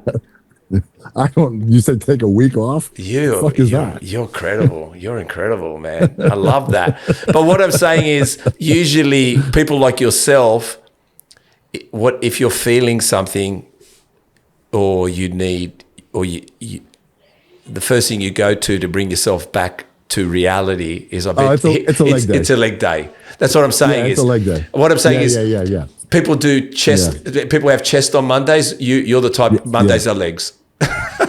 Yeah. No. Okay. So that's where I was going. I'm saying is most. So I'm going to put myself. No. So let me give you a scenario. A few years ago, I was getting severe muscle spasms in my lower back. Yeah. Okay, because my hamstrings were tight. I lost my ass. Because just the way I've been training. Yeah. So I've been building it. I build it back up, so I don't have the muscle spasms. But when I would get the muscle spasms, it would knock me out 4 or 5 days. Yeah. In bed, can't move. Yeah. First thing back in the gym, legs. That's what I mean. Yeah. Right back in there. Yeah. Like I didn't learn my lesson. Yeah, you don't. Yeah. That's what usually people do arms, right? They do arms, they do chest, that kind of stuff. No, legs, man, legs. That's serious bodybuilding. It's legs. You go back. You have to do the hard. You have to. What it is, you have to. It's the discipline of saying, "I'm no wimp." It's legs. It's the grind. It's the grind. You just go straight in. You can't grind. You can't grind doing biceps. When you put a video up, right? When you put a video up of someone doing barbell curls or some squatting or someone hacking, there's a difference there, right? It bloody is, man. Right? Yeah. Yeah. It's more intense watching someone squat 315, 405, 500 than curl 50 pound, 60 pound dumbbells. It's just different getting under the iron, under that bar. There's just a different feeling. There's a different message, period. So, lessons. Well, first I want to ask what's the most memorable competition for you? Which is one where you look back and you're most proud of? Well, it's the one I lost. Which was? 1989, Mr. Grease. Who did you lose that against? So, I lost that to a veteran bodybuilder that was very well known. Like he was like, how we had like Arnold here? Yeah. In the States or whatever. Well, his name was Spiros Bournazos. Spiros Bournazos, ne? Right? Maybe you can someday interview him. I think it'd be a great interview. Write that down, Chris. Spiros Bournazos. I want to. What are you talking about? I will. Bournazos. Bournazos. I'll DM you. I'll give you all the information. Please. He was the Greek icon of bodybuilding. And he had won a 3-4 Mr. Greases, represented Greece in the World Championships, Mediterranean Championships, Balkan Championships, and all that. And we always wanted to look like him. Always wanted to be him. Well, full circle, he decides he's going to make a comeback. And this is the show I knew I was going to win. Like no one was going to come close to me. And the whole thing was Spiros Bournazos and Dimitris Medis.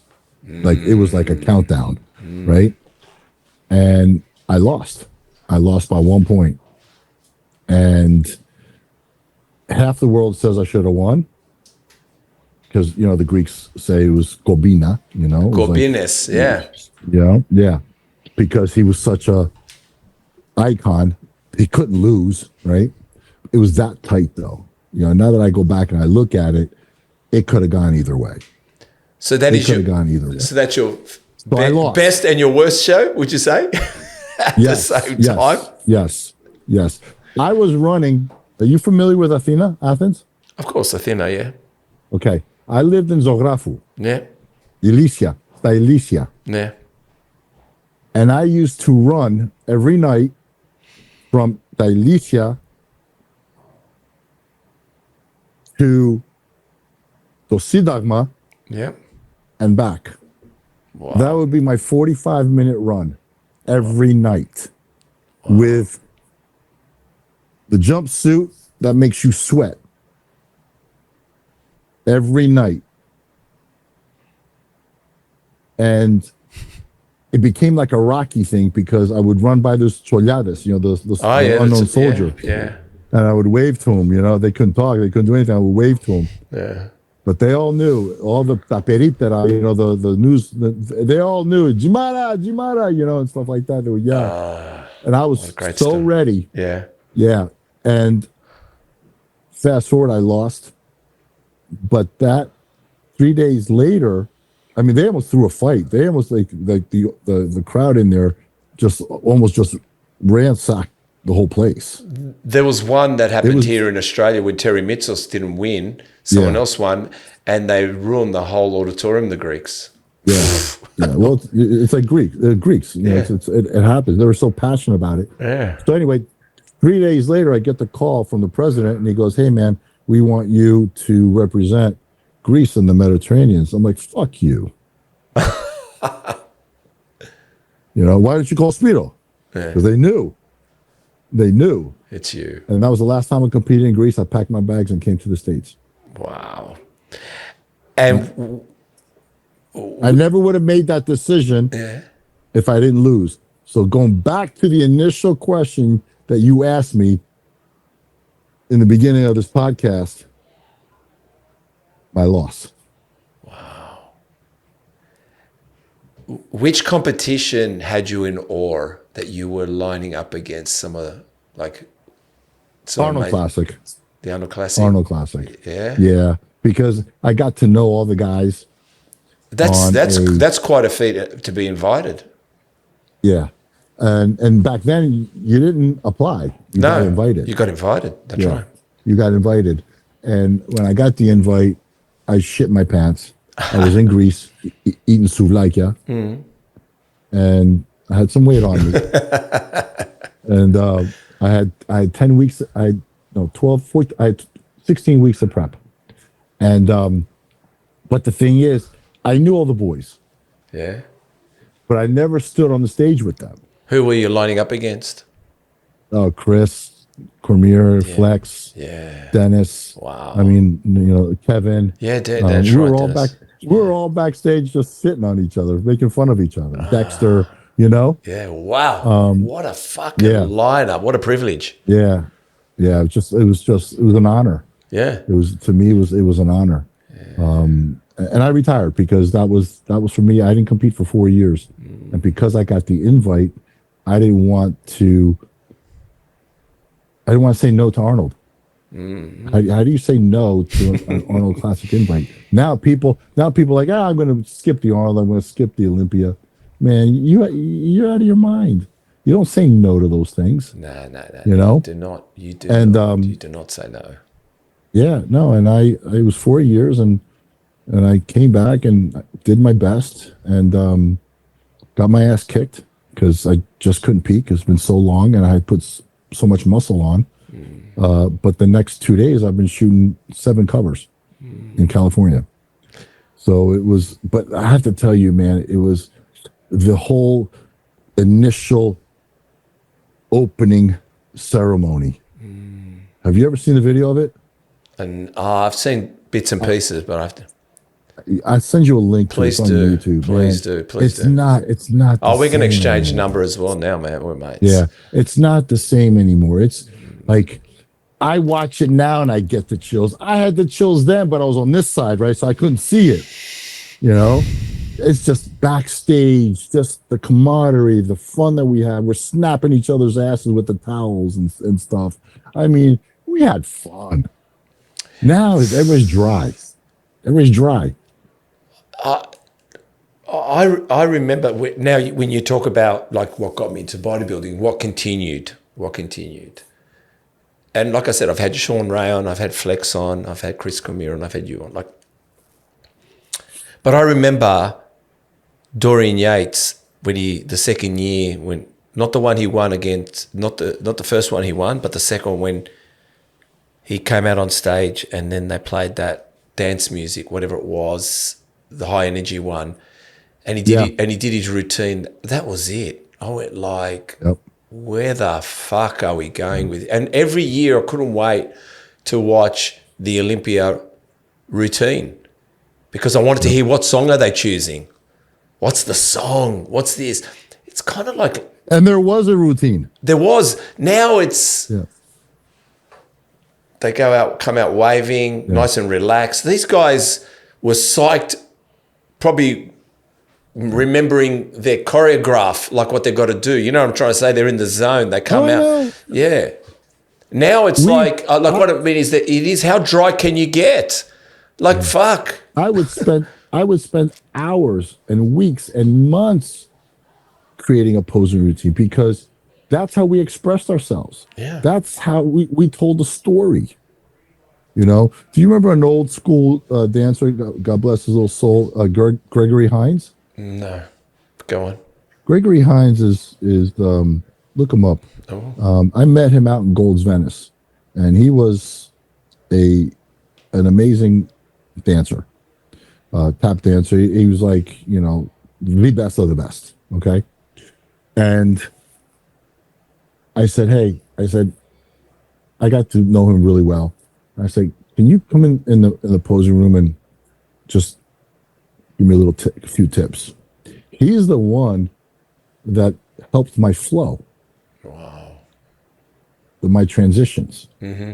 Right. And I took what he told me and and that's why I got so many guest appearances because I became such a good poser because I felt the music. I told the story with the song. Mm. And every year for 5 years, I go out to California and we would work together. Mm. And I took jazz classes as well. Yeah. They don't do that stuff now. I think Arnold took ballet classes with Franco. Yeah. So this is like I'm not saying it's worse today, but it's not as what it used to be. And I think what built bodybuilding was those years, 80s, 90s, and we started losing it in the 2000s. It did. And then we lost it in the 2000s. And then what happened was the shift of the split of the IFBB. Okay. And to this day, we don't know who the real IFBB is. Mm. So I think that's where it became a business. And they just said, okay, we have full control. Joe died, passed away, Joe Weider. Mm. So there was no control there. I mean, even Arnold's, you never saw Arnold, his earnings, like every year was less than the Olympia. Mm. Because he had promised Joe that he would never create a bigger show than the Olympia. Or there's some kind of discussion there. Once Joe passed, and they saw, Arnold saw that, the NPC or the IFBB is a different animal on its own, then, hey, I'm going to do my thing. You guys do your thing. And look what Arnold's doing. And look what, Jake is doing for the Olympia. So it becomes now a business. And that's okay. But it's not the sport of bodybuilding anymore. It's a business. It's like, I'm sure you've seen it. You ever see those two friends get together and they start a supplement company, right? And they just put everything they got into it, all their money. They sell everything they got. They're sleeping on the floor, and they get a distribution. They make a little more money. Next thing you know, they're doing 100 million. Okay, and they sell to who? the big dog. And the big dog. Then what happens? They kill it. They kill the brand. It happens with everything. All the time. All brands. You tell me what supplement brand, especially what supplement brand, got bought out and became and remained the best. None. Maybe that's a plot to deplete them out, to let their product move. I don't know. Maybe it's a buyout to destroy. I don't know. But the thing was, you only knew the Olympia because of the Widers. It wasn't through his magazines, his magazines. But also that he was on stage. He was there. Yes. Like he was presenting the trophy to the winner of the Olympia. Like meaning every year who was on stage? The winner and Joe. The winner and Joe. Right. The winner and Joe. And I think maybe Arnold's got it right now because it's the winner and Arnold. The winner and Arnold. So maybe they've got to look at that template carefully, that there has to be a face, not just the competitor's face, but a trusting face that you've got the federations or the competition's back. You're there. You know what I mean? You're proud of it. Right. And that I think I got to be honest with you. I think we're long gone from that. I don't think we'll ever come back from that. No. I think, I don't think. I think they're going to take a step back because they're starting to fall on their face. Too many expenses. They opened this up so much that they realize that, hey, we can't sustain this. But I also think that they should. I think if they pull back on the Olympia a little, make it a little smaller, I think it'd be more successful. I agree with you. No, I agree. Because bodybuilders went to see bodybuilding shows, and bodybuilders will pay that money. But I also think that if you're making it such an expense and everybody's paying all this money to come 25th, 33rd, soon, you'll miss it. I guess the Arnold is an invitation, so he picks the best of the best. Who's the best at the time? Who's, right? And I guess you can't help but know they're the best right now up on stage. Like they weren't, They didn't ask to be there. They were chosen to be there, and they accepted that you're going to turn up and put on a show for us. You're going to have to perform because you're not asked to come on. You're chosen to come on. Right.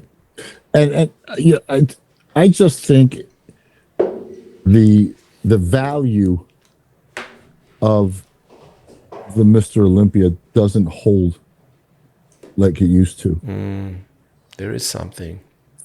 I don't know. Like I said to you, I was excited to watch Flex Wheeler pose. I was excited to watch Sean Ray pose.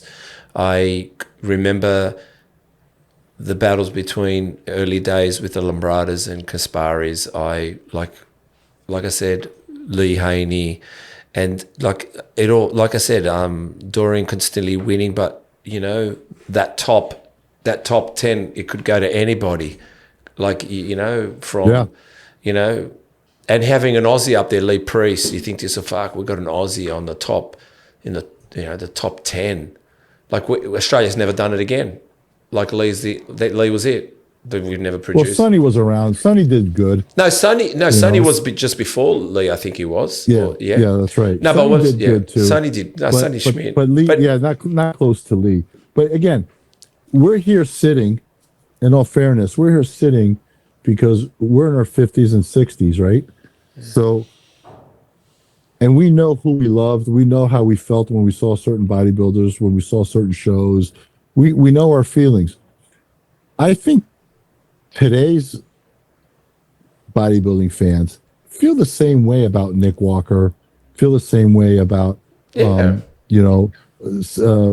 Samson. You see what I'm saying? I think 30 years from now, they'll probably have the same conversation you and I are having. I agree. For the younger generation. Yeah, okay. I hear you. So, I think I'm a little torn and a little, not bitter, but a little disappointed because I really think that if they continued, the federation or the bodybuilding continued being what it was in the 90s, continuing to today, I think people would really be enjoying it a lot more. Yeah. I think for me, because they don't know. They don't know. They have nothing to compare it to.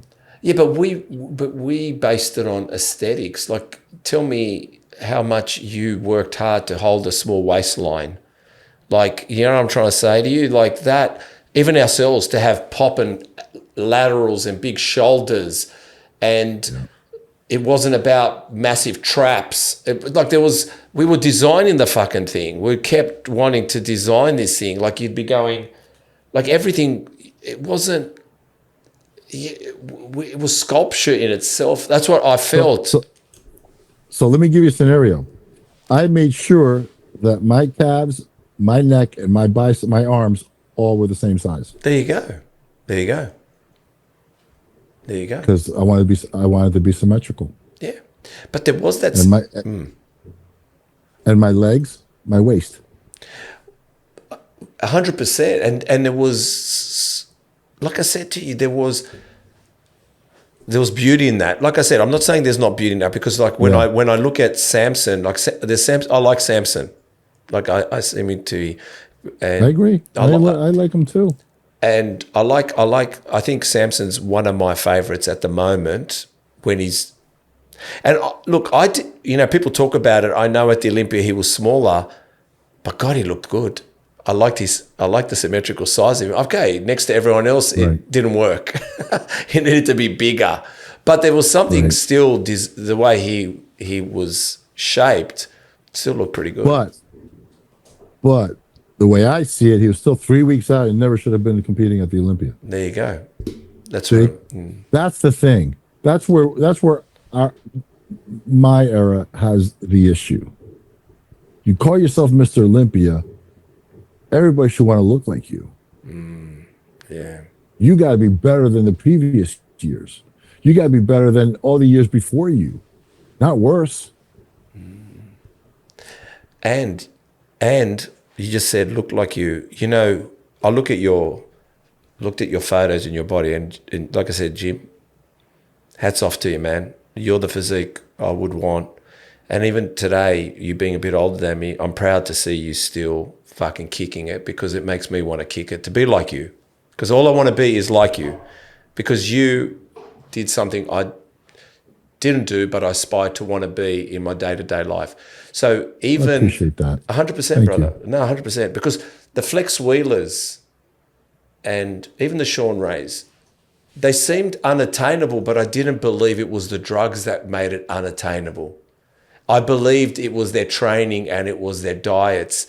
And you guys created that. And even today, that's what I'm saying to you. Sometimes now we look at them and like literally thinking it can't be attained at all because of the chemical side. But back then, we didn't even ask the question or believe. We thought if we can get close enough, that was North Pole. That was where we're going to have a body that is a bodybuilder's body, not a stage body, a bodybuilder's body, right? That was what we were looking at. Where now it's like you can't become that in real life. You can't sustain that. That's impossible. Does that make sense? Yeah, absolutely. No, I totally agree. Back then, 85% was training. And that's why we never asked the question, what are you on? Because the mystery was mystery. Yeah. And you sprinkled the gear on top. Yeah, you sprinkled the gear. But like I said to you, and I admire people like yourself, because I know I've seen photos of you now and your training, and I think we need people like you to keep this bodybuilding alive, because sometimes people have gone too far and age got the best of them later and they can't keep doing what they did. But I think, like I said, Milos looks amazing.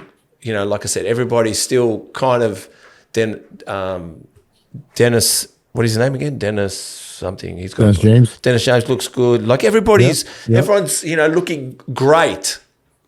And I think that's what's important. Like I said, that I think you guys had your training and you still hit your training.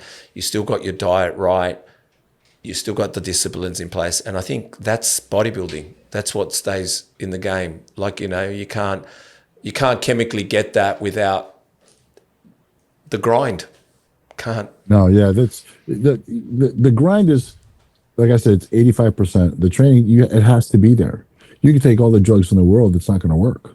No, and that's, it's like it's like a poor man winning the lottery. What happens? He's poor again. He's broke again. A couple of years later, you got to know how to manage that. You got to know how to survive that.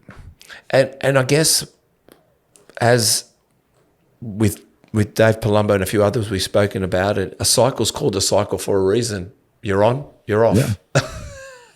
And sometimes I came off. And you enjoyed being off. You enjoyed being off. Yeah.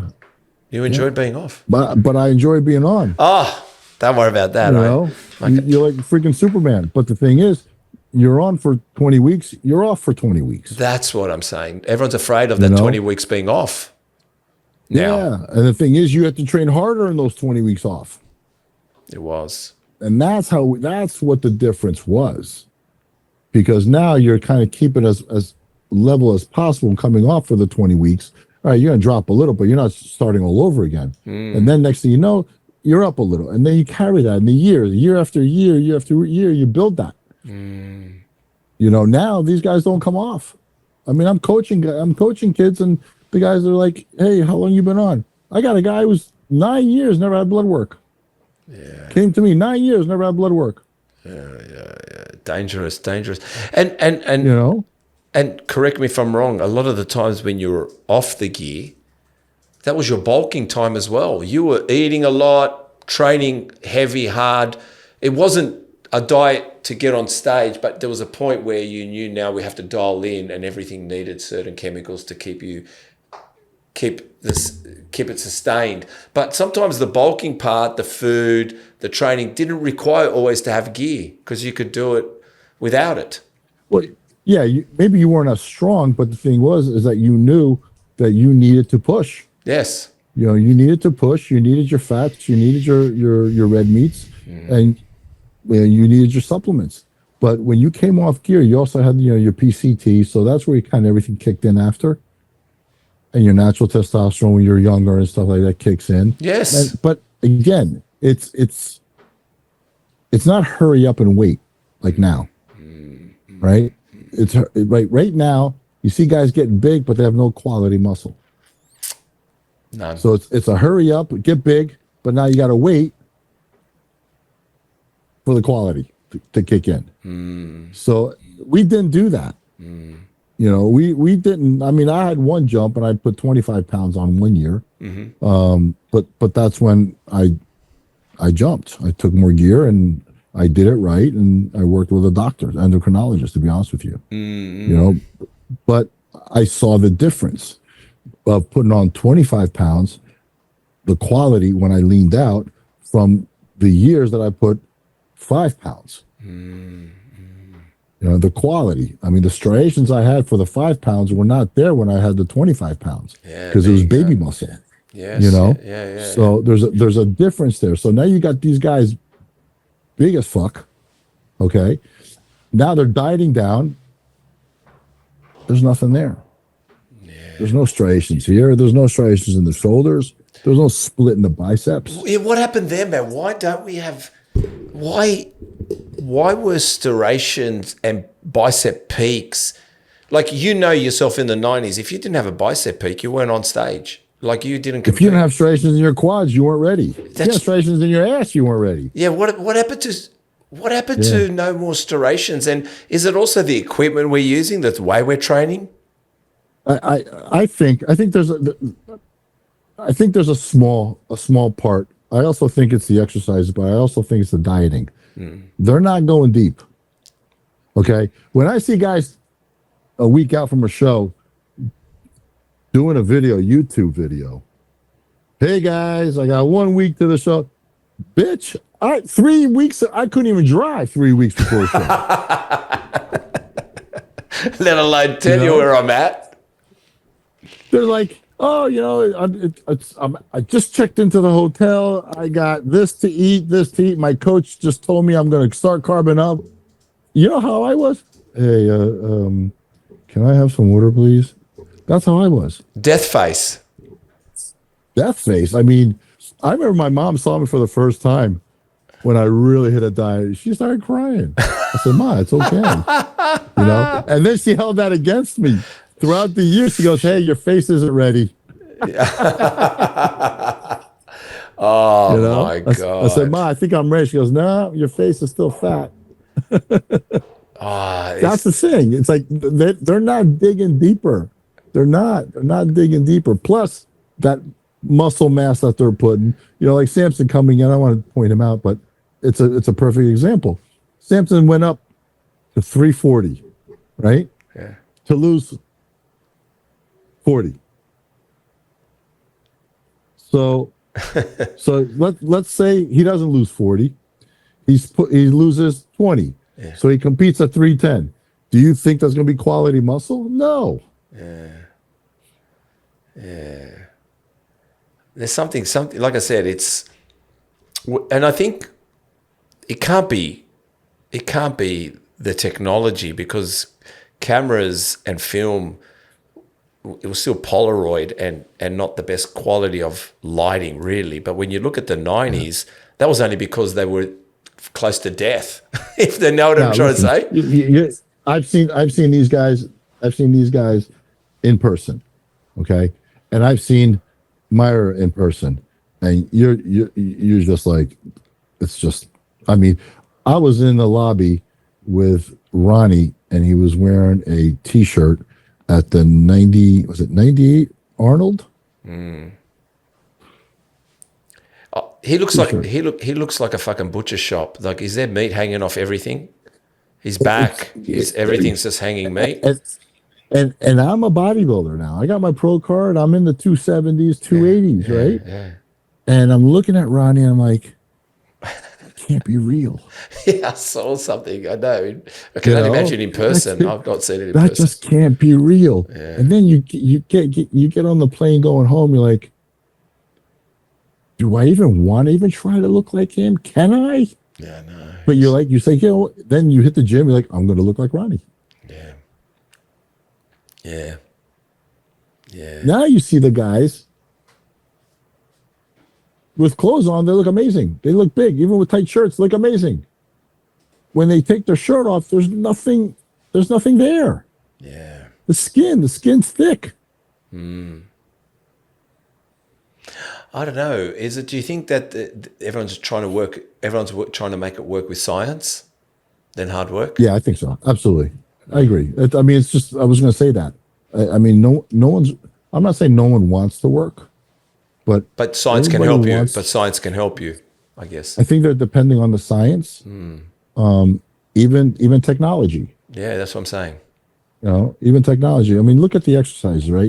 No one's doing barbell rows anymore. No one's doing dumbbell rows anymore. They're all chest supported rows. Everything's chest supported. So how are you going to build a thick back with a chest supported row? T-bars, bent over rows, dumbbell rows. I mean, that's the shit. Low rows. Barbell curls, dumbbell curls, concentration curls. Right. Just last week, I went in, I said, you know what? I'm going to do my old bicep workout. And I did bicep curls, preacher curls, dumbbell curls. Man, my biceps were sore. Yeah. And the previous 2 workouts, I did machine curls and cable curls. I took the easy way out. Okay. But I felt good. I'm like, you know what? And I did 4 sets of curls, barbell curls, 4 sets of preacher curls, 4 sets of dumbbell curls. And my arms were on fire. Yeah. I did concentration curls yesterday. I haven't done them for a while. And what I found by doing them was I had to focus, because if I didn't do them right. So I had to really sit there, because it was bent over free, like letting the arm roll down, not off my inner thigh. And I was doing concentration curls, and I realized, if I don't get the form right, I'm not going to feel this. If I swing it like crazy, and if I push back on my elbow, I'm not getting it right. So it made me work I had to manage myself. But once I found the sweet spot, and then I found the sweet spot, and I went, all right, now we're on. and you stuck right to it. Yeah. And then you got your secondary muscles coming into play. Yeah, that's And exactly that's when you're using those free weights. That's where free weight allows the whole body to kind of engage somehow, some way. Well, that's how I've been training the last year. I've actually moved away from machines for the last year. Everything is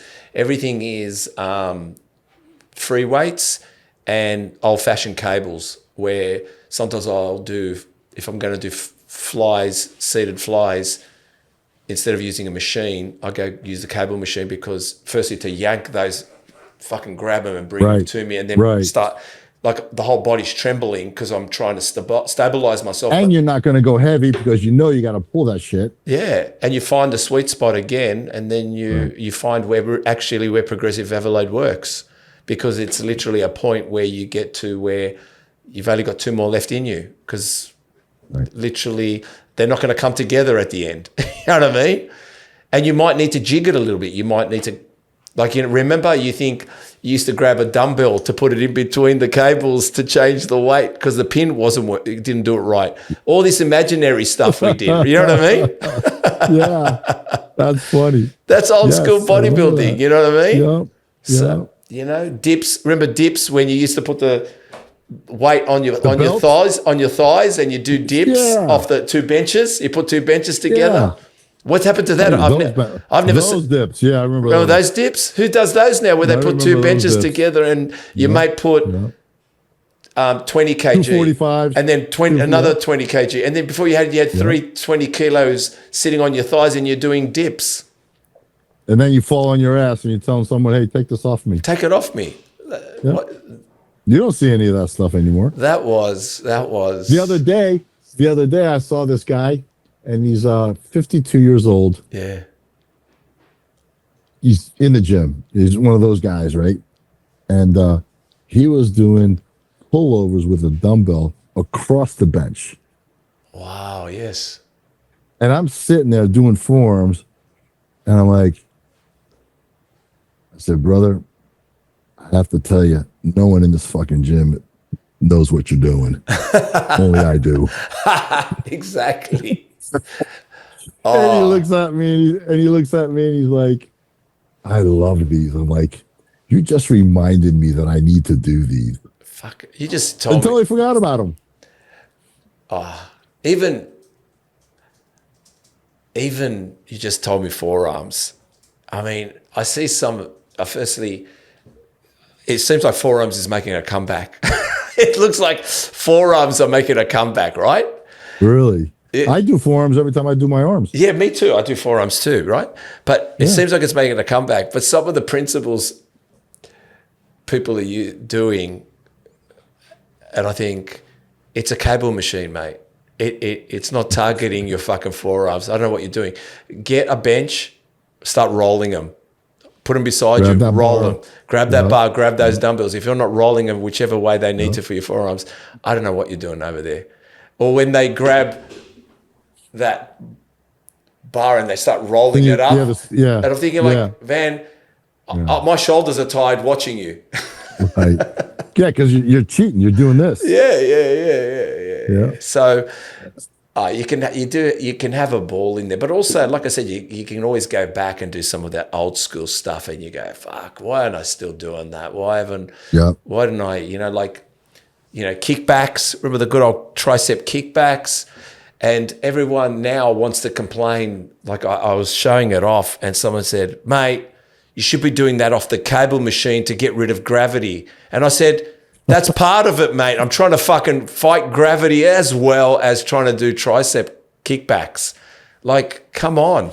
That's the difference, I think, why their muscles grow differently, because they don't want to take on gravity or take on the move. The angles. They're not training angles. Like I said, the bench press. I mean, we're talking about inclined dumbbells. When you're going heavy and you still need to kick them up off your knees. I mean, people don't want to stabilize, but you're stabilizing your rib cage in all that. Everything's working. You're locking in to try to get yourself into a position now that you're focused on your chest. Yep. And I think that's what creates striations too. I think that's what finds the little intricate fiber muscles to work. That's what I Fibers. believe. Fibers. I agree. Yeah, I remember I never really had the striations up to a certain point. I started dieting, and then once I came to a certain body fat, I would do my incline flies, my flat flies, and all my shit would come in. And didn't it look amazing? I mean, that was like I said, that to me is bodybuilding. Lessons learned at 60. You know, we'll start coming to a close. I'm just going to check my notes here because Sure. I think we've covered a lot of stuff, man. Why you love bodybuilding, highs of my career. I think we've covered some of that. Early years, I think we've covered some of that in our own way. But I think people need to learn some lessons from you because I think you do have the wisdom, and I think we should give them a little bit before we go over the body. Let me ask this question. What do you think of calories? There's a big talk about calories. What do you think of calories? I really don't look at calories. Yeah, well, most grams of protein, grams of carbs. I don't even look at fat. Yeah. Because if you're eating high quality protein, you're getting your fats. Once you start measuring fat, you're eating more fat than you need. I could just imagine Milosh saying that too. Right? Yeah. Because you got your red meat, and if you want to grow, even when you're dieting, red meat you can eat the red meat. Yeah. Right? So you can have your fats with you got your chicken, you got your whole eggs. If you're eating the 250, 300 grams of protein, obviously 350 maybe, you're at the end of the day, you're getting your 40 to 50 grams of fats. 100%. And for me, that's high. Yeah. That's high. I was a low fat guy. Mm-hmm. I was 10, 20 grams. Mm-hmm. That was it, right? And I used some Captri. You know, remember the Captri?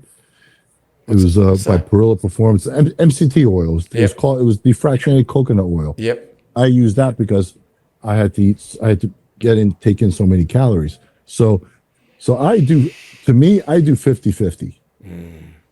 I do if I'm 250, right? So I take in about 300 grams of protein, 50% carbs, 50% protein. Okay. Period.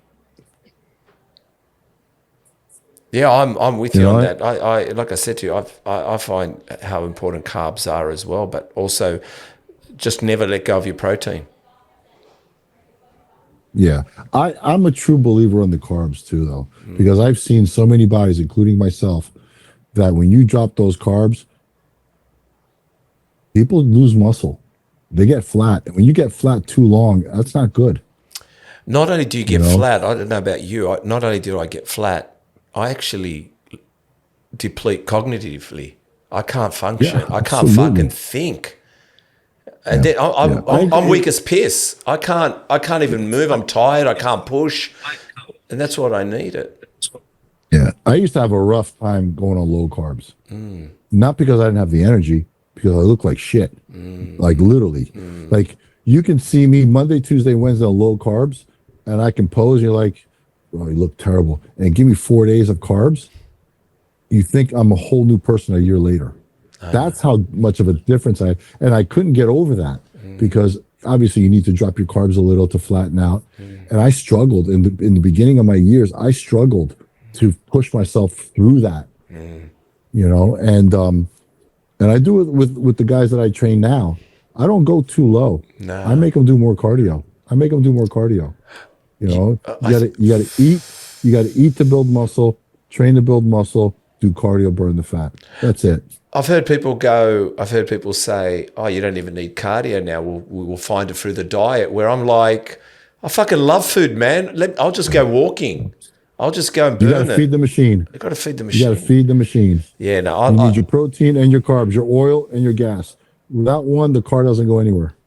Look, I'm always concerned if my diet doesn't have carbs in it, and I don't feel it's complete. I'm not happy if my meal, like I said, even now, I think it's so important in our 50s and 60s that you got to have a good carbohydrate, and there's plenty to look out for. But like I said, I noticed that you like your pasta. I saw your last few dishes that you posted. Oh yeah, I don't drop below 300 carbs. I'm usually around 500 every day. Yeah. Like a box of pasta for me is 340 grams of carbs. Plus, add my my intro workout shake, the carboline shake. Add my cream of rice, my 2 cream of rice. I'm at 500. I love Easy. it. Like I said, bodybuilding is food. No one gets it, but food and good food. That's what it is. Yeah. And good food. You want to grow. You want to build muscle. You need to eat. You need to eat, but you need to eat good. You need to eat good and right. Yeah. You know what I mean? You eat good, you eat right, you grow, and you grow well. You grow well. You know what I mean? But you gotta be consistent. You know, everybody's like, "Oh, I've eaten the whole week. I've eaten good, but I don't see anything happening." Nah. Months. I told someone this, and I'll say it because I want to go over your lessons learned in the body. I told everyone where you are today is what you planned for, and you didn't even know it. If you're not on a holiday, it's because you didn't save for one. So that means 6 months ago you had to save for today. If you're broke, if you've got money, like whatever you're doing, whatever you got, obliviously, that's why you're here. But there's no better feeling knowing when you look like you want to look, say, let's just say we're June. Let's say you want to look on New Year's Eve, 31st of December, you want to look at your optimum physical best. Well, you start now. Work backwards. Right. Because when you get to the 31st is when you look back and you say, mate, look at this physique. And you can probably enjoy yourself. You can enjoy the night with an espresso martini and a cigar and go, look where and nothing would happen to you. Yeah, that's what I'm saying. But here's the kicker. You get to your optimal look and you ain't finished. You think that's your goal, but then you're like, okay, let me push a little further. And let me push a little further, and let me push a little further. And now that's where you get your 20, 30 years of training, 100%. of battling, yourself to look a certain way, because you can't master the body. That's it. You can't you'll never accomplish that. The body, there's no finish line, and also complacency kicks in. Something happens, a relationship, someone comes into your life, a business deal, but you're trying, but there's no, I don't know if you've ever felt like you've ever reached the optimum, like you've probably got there, but think about it. You got there. God, you'd like to taste that again. And that's the chase. You're chasing it. You've got to keep chasing it because it's fleeting. So at one point in 1996, I was on 40 covers in 3 months. Wow. And you're a fucking idiot. I would get the covers and I'm like, throw them in a box. Next. Next. Right? Because what you just said. I reached that and I was like, more. I could do better. I could do better. Yeah. Now I got the box sitting in the closet. But the thing is, Jim, you did it. And that's the joy, that's the story. And and wait a minute, you're not done. That's Jim in the 90s. That's Jim in his, what were you, your late 20s. Mate, come on, let's bring it on. Let's see Jim, what he's like now. That's all that matters. All that matters is now. Right. That's to me. All that matters is now. Bring it on. And that's what I want. That's the message I want, from all this that we're doing today and stuff. Like, we all take a journey in life. And we all have hiccups. You have more bad times, more troubled times than good times. It's a fact, right? Because in our lives, we live a life and we troubleshoot. We wake up every morning, we're like, okay, what do I need to fix today? And once you realize that, you're okay. Not like, oh shit, what's going on? This again today, that again today. You'll never make it. But if you wake up saying, okay, what is life going to throw at me today? What am I getting ready for today? You're ready. You're ready. And that's what I've been doing the past good, 10, 15 years. Yeah, I had a hard time retiring. You haven't retired, mate. There's no retiring. There's no retiring. Yeah, well, you know what I mean. I had a hard time. It was troubles because there was an image, there was a thing that I had. I thought I was that guy, you know, and I'm so delusional. I still think I'm that guy, and I'm not. So I worked my way to where I am today, and speaking to you, that it's taking one day at a time, understanding your reality. Once we understand our reality, we're able to handle things better. 100%. But it's painful. Yeah. It's painful, to be very self-aware and look at your reality. But a lot of people don't know how to pivot. If it's a bad reality, change it. You're one decision away. You're one decision away. Some people are like, oh, it's easy for you to say. No, I've fucking done it. You pivot. You have to be able to pivot. And you know what? You don't owe anybody any right for them to say, hey, I told you so. You don't own anybody anything. It's your life. You're doing the podcast, right? When I first saw you, I'm going to tell you what. When I first saw you, I'm like, what's this fucker doing a muscle podcast? Yeah. I swear to God. Yeah. But I started listening, and I'm like, okay. Yeah. He knows his shit. He has fun. Yeah. We'll let him in. I've been accepted, Chris. I've been finally. It took Jimmy Mentis to. I watch all your podcasts. I watch them all. Oh, bro, thank you so much. But it was funny because I was like, "Fuck is this guy?" Don't worry, I said the same thing. But you can see on my side, right? Fucking oath, I can. It's like, am I missing something here? Was he a bodybuilder? Okay, maybe I'm missing something. But the thing is, you are a true, not only bodybuilder, you're a true fan of bodybuilding. I love it. I love bodybuilding. And that's where it all lays. I'm a true fan of bodybuilding. Like, I love bodybuilding, not just training. Forget the training. I love the sport of bodybuilding. I'm a fan. Like I said, look, Jimmy, you're not delusional. Let me tell you something. I'm going to tell you my wisdom, what I know. This is one go. This ain't a practice run. I'm going guns blazing. You're going guns blazing. We're going guns blazing. The mindset you had to what got you where you were before, it's just that you haven't clicked into that mindset with whatever you want to do now. You can't repeat that, but the mindset got you there. I'll give you an example. I use this. I went to New Zealand once. I bought some property in New Zealand, right? What the fuck am I going to New Zealand for to buy property, right? Think about it. But everything that was going on, I was engaged in getting a ticket, going to the unknown. And I even thought I was a fraudster being there, and I ended up buying property. Now, I'm going to say to you, 5 years ago, I couldn't do it. A year ago, I couldn't do it. 10 years ago, I couldn't do the same thing because I wasn't in the zone. But now I'm thinking of a lot of things that I'm thinking I have to get in the zone.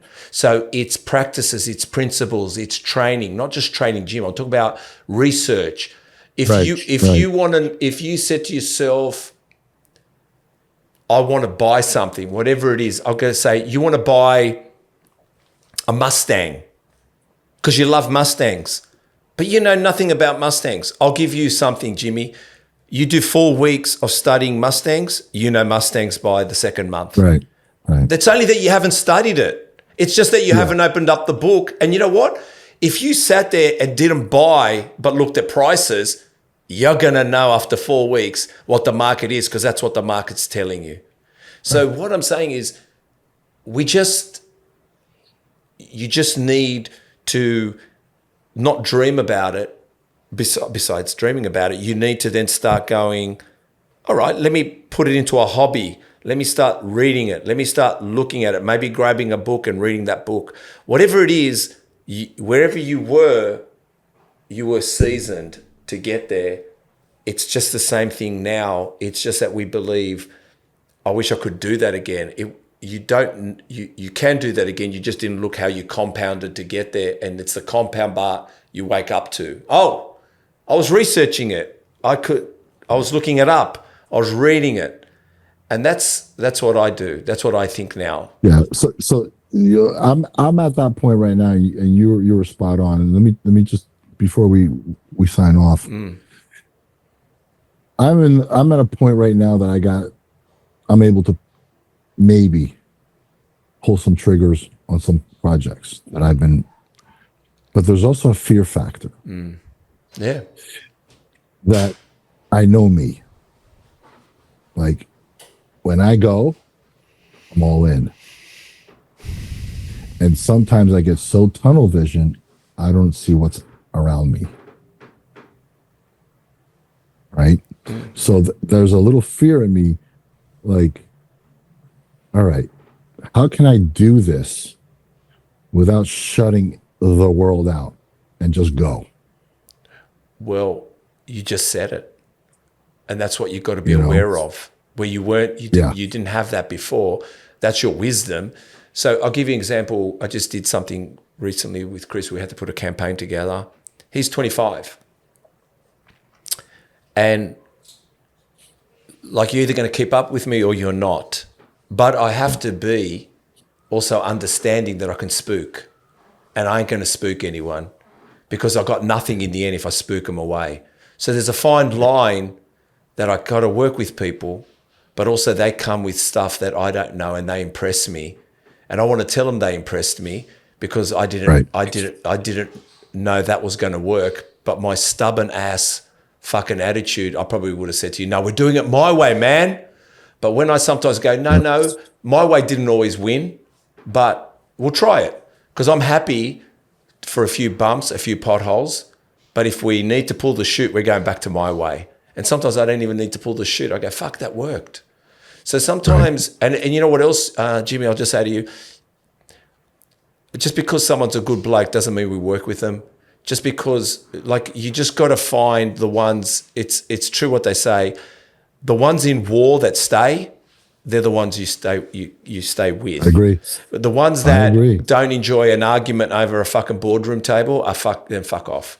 Because I agree. If you can convince me over an argument and you show me fucking some attitude and you're still going, maybe you got something good going on. You're my boy. Maybe you've just scared me. Let's do it. I agree.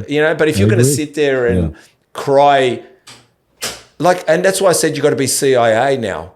CIA is knowing 90% of them and 10% of you. How many people come to you and go, Jimmy, I've got a great idea. And you go, I know why you want me. You want me to do your great idea. Fuck off. Fuck off. Fuck off. You want me to do the work, man. You just want to put money behind me and no, man. No. Don't worry. You know what? I've got nothing with you. We'll just stay that way right now. Like I said, it's just, that's your wiseness. So don't be like, we're going to exchange numbers. You can always give me a buzz. We can talk about it. But man, my daughter is in America. I've said this a few times now lately. She's in Long Island. She's a performing artist, right? She's only 22, nice. 22 years old. All right? Wow. Her name is Ruby.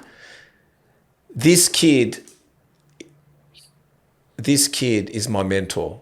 This kid is my inspiration. And she was catching a plane to go by herself to America to be a performing artist. And she said to me, you got to watch out what you say with girls too. She goes, do you miss me? I said, no. She goes, what? I said, and I tried to reframe it. I said, no, right. I'm so excited that I want you. I don't want to say anything that's going to deter you from kicking doors down, because I'm ready to kick doors with you. But not only are you fucking kicking doors, I've got to start kicking doors again. Fuck that. I said, we're Georgeses. That's my surname. We're kicking doors down. I said, we're not going to stop, Rubes. So I said, and you can see I'm pumped. And then I had to tell her I miss her. No, I do miss you. I do miss you. Right. But after the whole the whole other side went through, right? No, it's like I said, it's you're wiser. I was trying to say to you, just remember you're wiser. Use your wisdom. Yeah. Use your fire, your guts. Know, the compounding parts. Just know it's not just jumping off a cliff, but it's about, I've worked my way to the jump. What the fuck? I'm not jumping? Here we go. Yeah. And that's the thing. It's like, I'm like, if I do this, I'm 60. And then I kind of justify it. I'm like, okay, so you know what? Let me bring the kids in. Let me find the kids, the 25-year-olds, right? Let me build this for them, and then let them help me build it. And I'll just say, here you go, guys. Here's all the shares. Yeah. Send me my check. I'll be in Greece. Yeah. You see? So once I did that, I felt better. Yeah. You're here to do a legacy, mate. I'm sorry to say that. And if you ain't going to do it, who's going to do it, Jimmy? So time to build, time to keep that legacy going. All right. Just remember, if you say, what have I built? Where's this Mentis legacy going? Go legacy. You're going to know. Go legacy, because you're doing it for others, not just for you. That's what's most important. And that's where the selfish part comes, right? Helping others. Helping others, man. It's all about. Right? I'm happy. I'm happy. I'm happy to die broke, but my kid's rich. I don't give a fuck. Right. I'll die broke because someone in this generation has to do it. Or someone has to go for it. I prefer to go with a good story, go broke, them rich. Doesn't really matter. I think I think dying broke is a very, very good budget. Yeah, it's a great budget. That's a great budget. Because if you still got the money, that's not a good budget. That's not a good, mate. I'm not. They're not. It's not coming with me, mate. So that's why I got my motorcycles, mate. I'm just going. I'll hand you my stuff. Don't worry, you sell it. All right, we're going to go over the body, Jimmy. I think we've covered everything here. I think we've motivated each other enough, let alone who's fucking watching this. But let's hope I convince another Jimmy out there that I should be doing this podcast. You're doing a phenomenal job. I just wanted to be honest with you. I love it. We connected and we're like, I had a blast. Thank you for having me. Nah, man. It was, and anything I can help you with as well. And I'm here. We're cousins now. We are, mate. I don't have, mate. I don't have. You couldn't count my friends on one hand, and I've got room for another friend, a genuine friend. So I agree. I'm letting you know, man. I'm letting you know. Maybe we'll be together sitting in Samos having an ouzo together. Yep. Are you going to plan to come to the Olympia at all? Are you coming to the States at all? This is the thing. I think this show, after 3 years and 162 podcasts, the next, I think with Chris, because Chris is also a cinematographer, I want to do a road show to Olympia with Muscle Talks. I want to come to Olympia, so I'm trying to work out how to do it. I don't know yet. Maybe I could talk to you. Hit me up. I'll help you. Oh, please. Hit me up. I will. There I can help you. Yeah, maybe you can be part of it. Maybe we can really take the whole. What I'm saying is create a little documentary on it. You know what I'm trying to say? Meet and greet, talk to the people, and create a good documentary over it. I think you need to make that jump here in the States, going to Olympia. I think that would put you to a different level. Well, I probably need the help and the support. So we'll talk about it. All right. Yeah. Like I said, a doco. Maybe I need. When I say a wingman, maybe I need people to create this documentary to go in and embrace it and meet the people and create conversations, and then Chris does his magic to create a movie over it. You know what I mean? Yeah, and I can line up people. I can create opportunities for you as well. Yeah. No, I really appreciate it. Well, we're going to go over the body. Right now, you're going to coach us through a body part, just one exercise for it, And if you want to tell us sets and reps, it's up to you. It doesn't really matter. It's pretty simple. Okay. I'm going to start off with traps. Give us an exercise for traps. Smith machine behind the back shrugs. Delts, rear delts. Bent over laterals. Yeah, there's nothing better than that. Side delts. Laterals. Raises. Side laterals. Front delts. Front laterals. Raises, of course. Chest. Yeah, some people, the young ones are gonna not like this one. Bench press all the way. Bob Ciccarello won't like it either. Yeah, Bob. bench press all the way. All the way. Bicep. Barbell curls. Tricep. French press or skull crushers. Skull crushers, yeah. I've introduced skull crushers, but I've now done it. I bring an incline bench, so I really try to get a real huge, stretch onto it. Yeah, I love it. Yeah. Forearms. You got your wrist curls, but I also like hammer curls. Hammer curls. Abs. Straight leg lifts, hanging. Okay, yeah. Quads. Lunges. Yeah, lunges, man. I haven't done lunges for a while. I'm going to do lunges now. Lunges will beat your ass. I was just thinking, I know, I hate them. Yeah, no, you're right. Hammies. Single leg curls. Standing. You know those machines? Yep. Yeah. I'm not a fan of the stiff leg deadlifts or RDLs. Not. I find I do the RDLs because I hear them for that one exercise. But I've never been convinced though. I do them, but I've never been convinced. Yeah. Glutes. Yeah. Single leg. What was that one? Glutes. Dude, we didn't do glutes back then. I know, it's okay. You can say that. We never did glutes or adductors. We trained so hard and so deep into the hole that our glutes had to kick in, our adductors had to kick in as secondary muscles. We never did glutes. We had striated asses.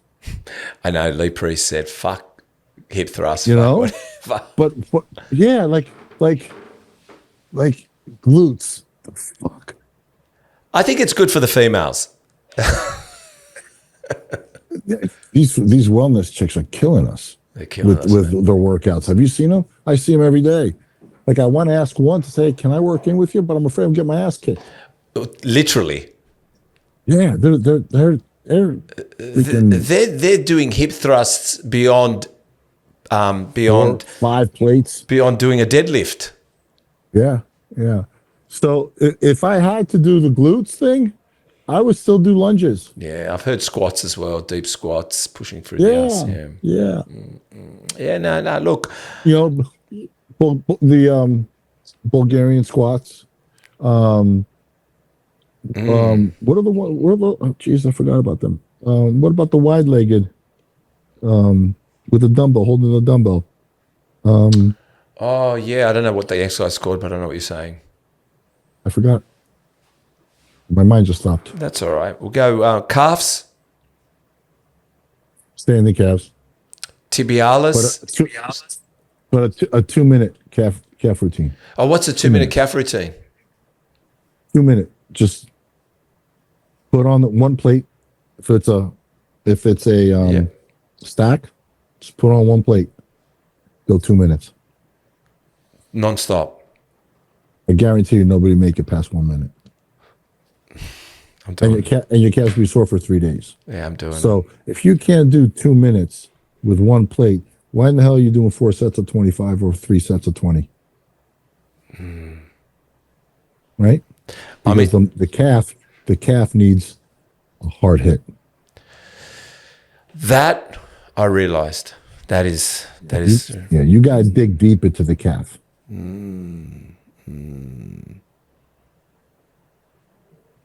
Jimmy, tibialis, you said? Yeah, tibialis. Toe raises off of a step. I'm going to finish with this. For bodybuilding fans, Jimmy Mentis is often remembered as one of the heavily muscled IFB pros of the 90s era, alongside athletes from the generations that bridged the gap between the classic physique of the 1980s and the mass monster era that followed. Jimmy is one of those bodybuilders remembered for his combination of mass, density, and classic structure. Jimmy, I want to say thank you for coming on Muscle Talks podcast, brother. I appreciate you, man. Thank you so much. It was good. We had fun. I had fun. I had so much fun. Hey, guys, another podcast done with another wonderful guest. They're all greats, no matter who they are. To continue what we're doing and to keep supporting you, if you could subscribe, hit the notification bell, press like, it only helps us to grow this channel even further. We really appreciate the support, and to go and find more all around the world. Bring them here to Muscle Talks podcast and share real, raw, and honest conversation around a sport we love, bodybuilding. Please subscribe. Thank you for watching this podcast. Thank you for watching all podcasts. Thank you for subscribing. Thank you for liking.